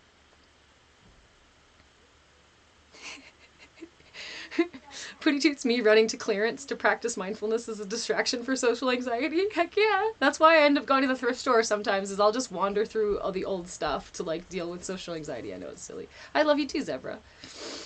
Okay. Red Mama Yeti. Do I ever get mad when folks give you positivity when you're depressed? Yes, of course. Which is why I don't offer my depression positivity.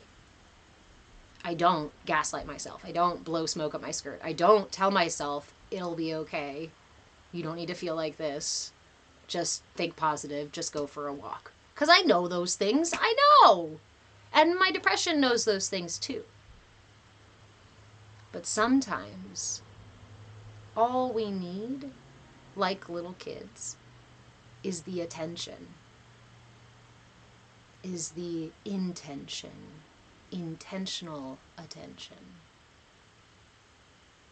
How often are you dragging anxiety, depression, fear, anger, these things around with you, around your life, and ignoring them? Only giving them your attention when they come screaming into the forefront of your life and grab the steering wheel and run your ship into the rocks. And you're like, what the hell, anger? Yeah, I've been sitting back here trying to get your attention in tiny little fucking ways and you haven't been listening to me, so what else am I supposed to do? This is why I like the pirate ship analogy.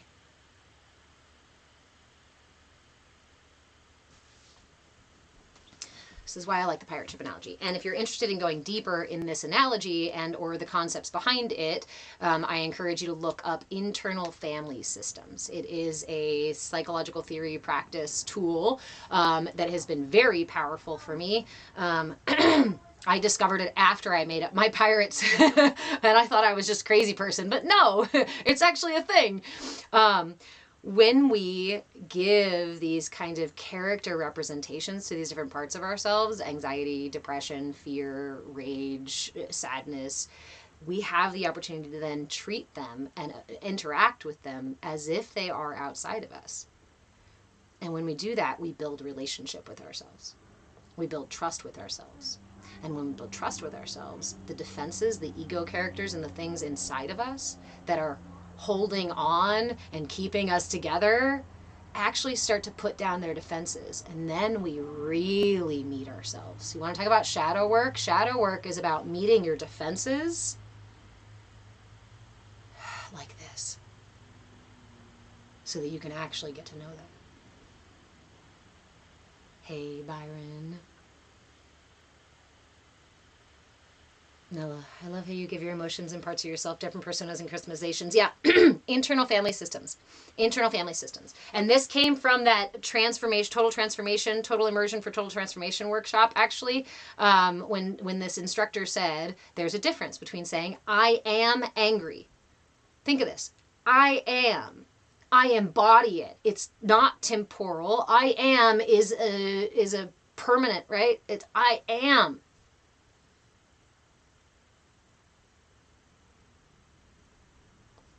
But really, the truth is I'm feeling that way right now. And this little shift makes it not permanent and makes it not you. I like to talk about my emotions too, like gas, like mental farts.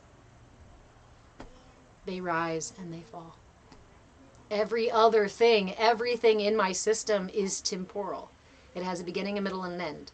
It has a rise and a fall. My breath, my sleep, right? Awake and asleep. My life itself. my energies, my hunger, my tiredness, all of this rises and falls. None of it is permanent. It's an aspect of the matrix that we're in, right? All of this temporal, everything is stuck in this temporal loop. Track thing. My emotions are the same. So start recognizing, right, that the rising of the energy within you is actually a request for it to be released. But what do? My anger belches up within me, and instead of addressing it and releasing it in a way that's helpful and positive, I might weaponize it and belch in someone's face. Disgusting and nasty. Or I might swallow it back down, and then I wonder why my belly hurts. I've got a nasty fart, and we're going to call it anxiety. But I'm holding that in. I'm going to hold it in because nobody can see that I'm anxious. Nobody can see that I'm depressed. Nobody can see that I'm angry. Nobody can see whatever this thing is that I'm experiencing, but I'm fine. I'm fine. Or we trap people in the car and roll up the windows and lock the doors and then let it out. That's weaponizing your emotions.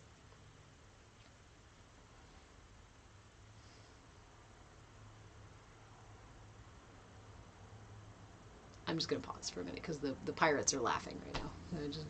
They're trying to make more jokes on top of the jokes. That was enough. I think it hit.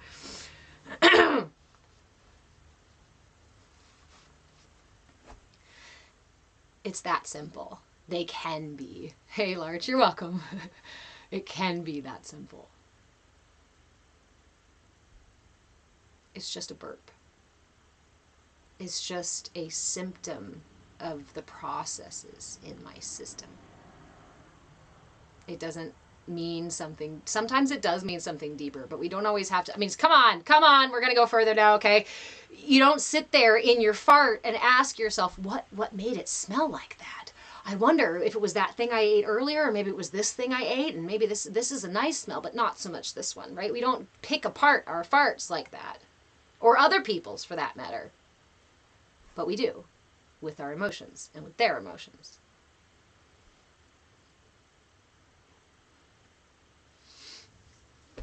Zebra, I encourage you and anyone else to start to manifest your internal family system. I invite you to make space for your internal family system to start to manifest for you rather than creating one. This is a really important piece to mindfulness in general, where we receive rather than create or force or do, right? I'm a human being instead of a human doing. So, an example, a good place to start, is with those 5 minutes every morning. My favorite thing to do if you wake up with an alarm is set a 5-minute snooze. When your alarm goes off, hit the snooze button and spend those 5 minutes with whatever's inside of your system. And if something, an emotion, a thought, whatever, comes up, then I invite you, if you're a visual person, visualize it. Ask, does this energy have a name? What does it look like?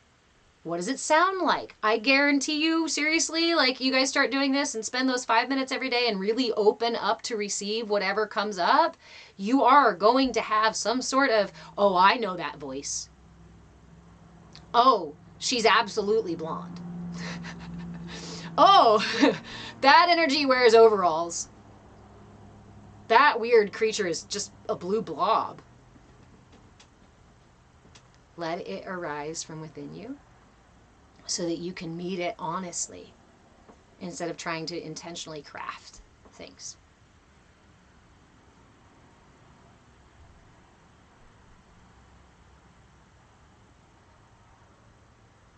I think the most exciting part has been meeting all these parts of myself as if they are people coming into my life who are supportive, sometimes chaotic and crazy. But this is my team. I'm going to remind you again. My system is my ally. From my emotions to my ego manifestations to even my farts and belches. Because if I couldn't belch that air, it would cause problems. My system, my body, needs the nose to smell, needs my ears to hear, needs my shoulders to carry the weight of the world or my kid or groceries, needs my feet to carry me forward. My system also needs my intestinal tract. My system also needs the belches and the farts. My system also needs the hairs in my nose, right? The things that we may judge as not the prettiest or not the best parts of ourselves are still important, still necessary for the healthy functioning of the whole system.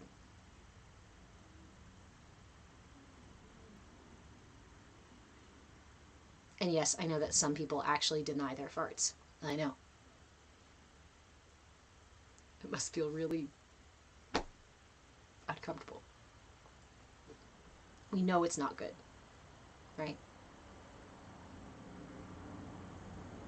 To do that with our food or our farts or whatever.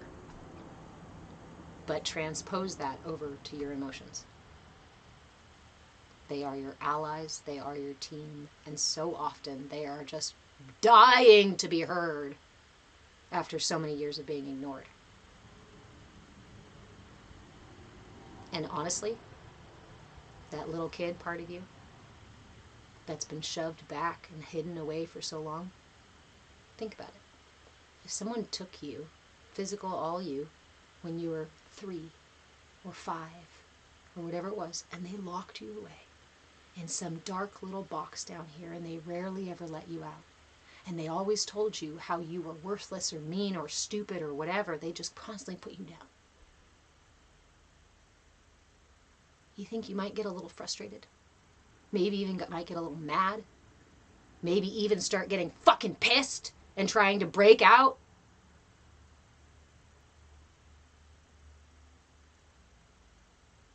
We benefit when we build positive relationships with ourselves. We benefit when we incorporate all parts of ourselves.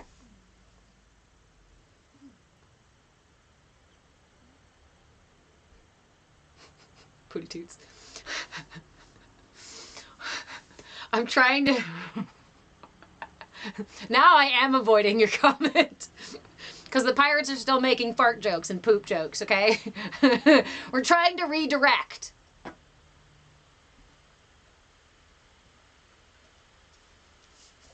Every part of your system is your ally.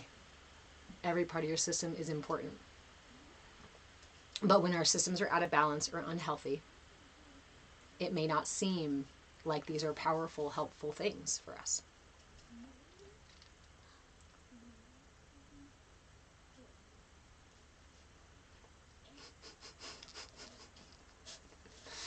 See, I blame my pirates now, Pooty Toots, right? When my brain won't let go of a joke or keeps singing songs on repeat or has shitty things to say, I remember it's just a pirate up there. There's a pirate with a stick up its butt or having a great time.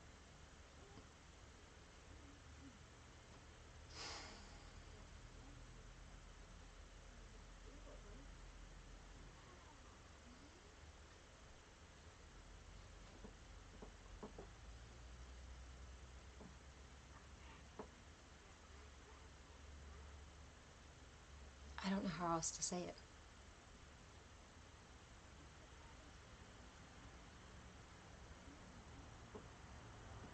But it feels like it needs to be said in a simplified way.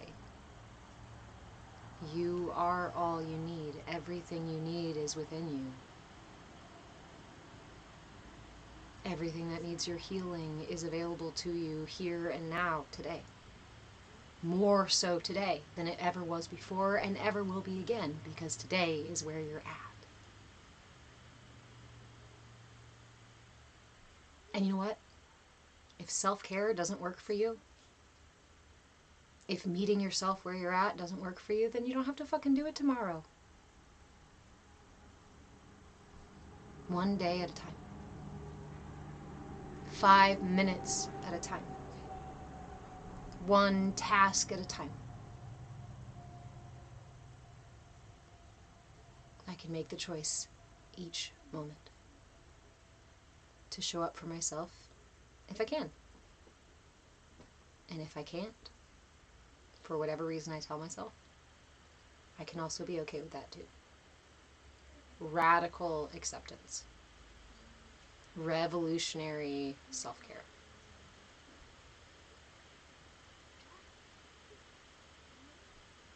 Playful presence.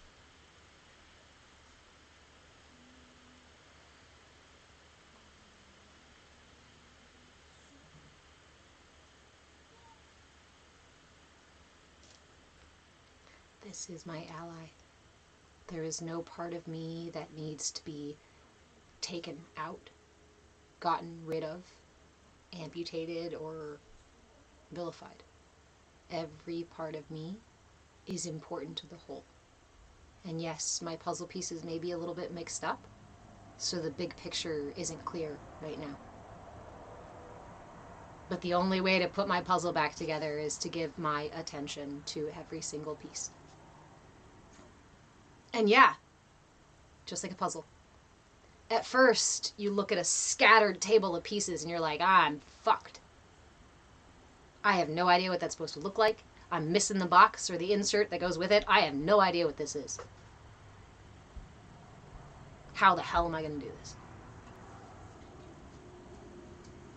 I like to start with the edges. I like to start with the obvious places. I like to start with the things that come up.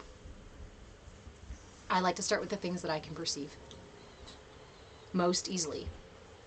And when you're putting a puzzle together, I think it's the edges. You may like to start in the middle or with the matching colors. Wherever you start, it's your puzzle. And you are the only one who can actually put those pieces together. Can you have mirrors, insights, knowledge, tools, and things to help you perceive them, help you put them together, help you arrange them, help you sort them out, help you find missing pieces? Yes. But you are the one who has to spend, and I encourage you to start with 5 minutes a day. Why 5 minutes? Because it takes 5 minutes to energy to circulate through your energy system. When you're holding a mudra, for example, our weekly mudra, the Garuda mudra, right hand in front of the left, bring the thumbs together like so and hold it here at the heart. Hold it for 5 minutes, if you can. If you can't do 5 minutes, fine. But know that it takes about 5 minutes for this energy to circulate through your entire system. And so when you spend those 5 minutes with yourself every day, you're giving yourself time for an energy cycle. Yes, pirates. Okay. Your energy also has a kind of breath and fluctuates throughout the day. So you may notice points of more energy, less energy. There's a lunar and a solar energy, wrong side. Solar and lunar energy. There's a yin and a yang energy. And your energy channels actually switch between which one is primary and, sorry, I'm here showing you guys. The energy channels called the nadis intertwine around or through the Sushumna channel. And those are your solar and lunar energies, your masculine, yin and yang energies in the system. Your energy switches between the solar and the lunar energy at about 45 minutes throughout the day. Every 45 minutes or so, you're going through cycles. Your energy body breathes. Quite long breaths, yes. But it takes about 5 minutes for that energy to start circulating.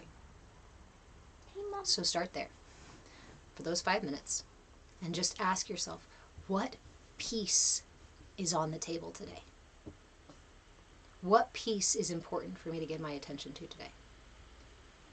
And maybe you don't get an answer, and that's okay.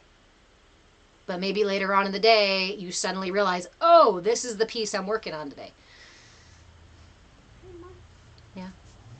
Now that my class is over, could I have my... Honey, I told you when I'm done, we will negotiate. Oh, when you're Please done. go out. I'm finishing up right now because it's almost 2 o'clock. So. And I have a class at 2 o'clock, though. Okay.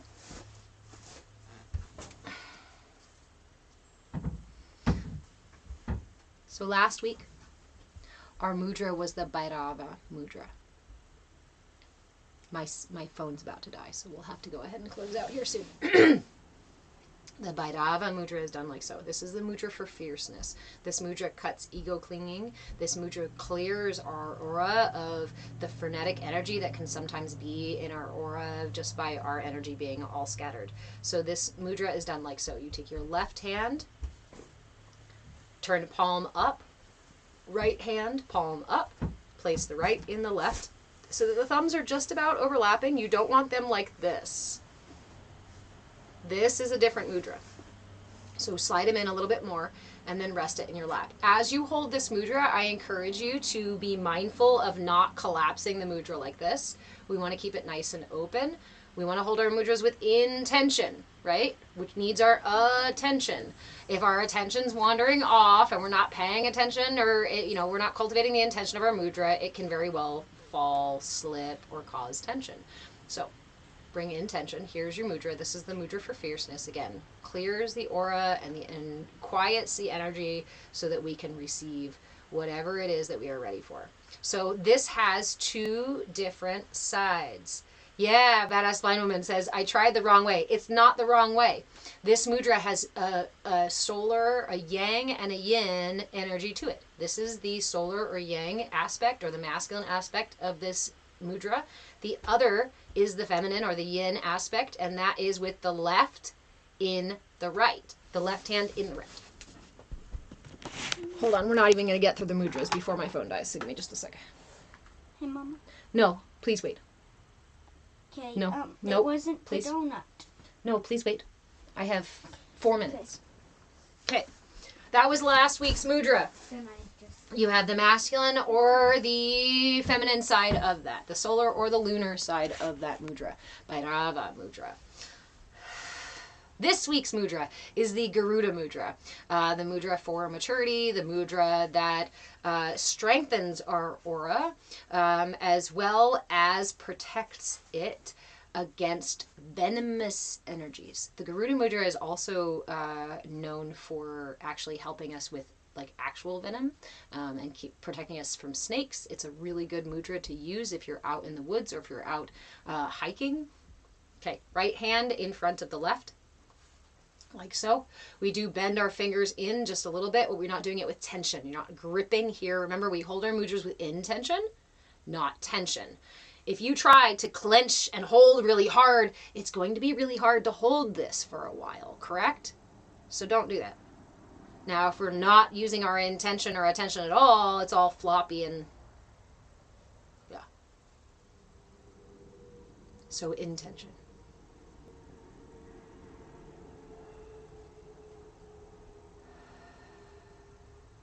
During class today, we practiced creating our energy field, our protective energy bubble around us. If you would like to revisit that practice, remember the replay is on YouTube. I am at Move with Change on YouTube.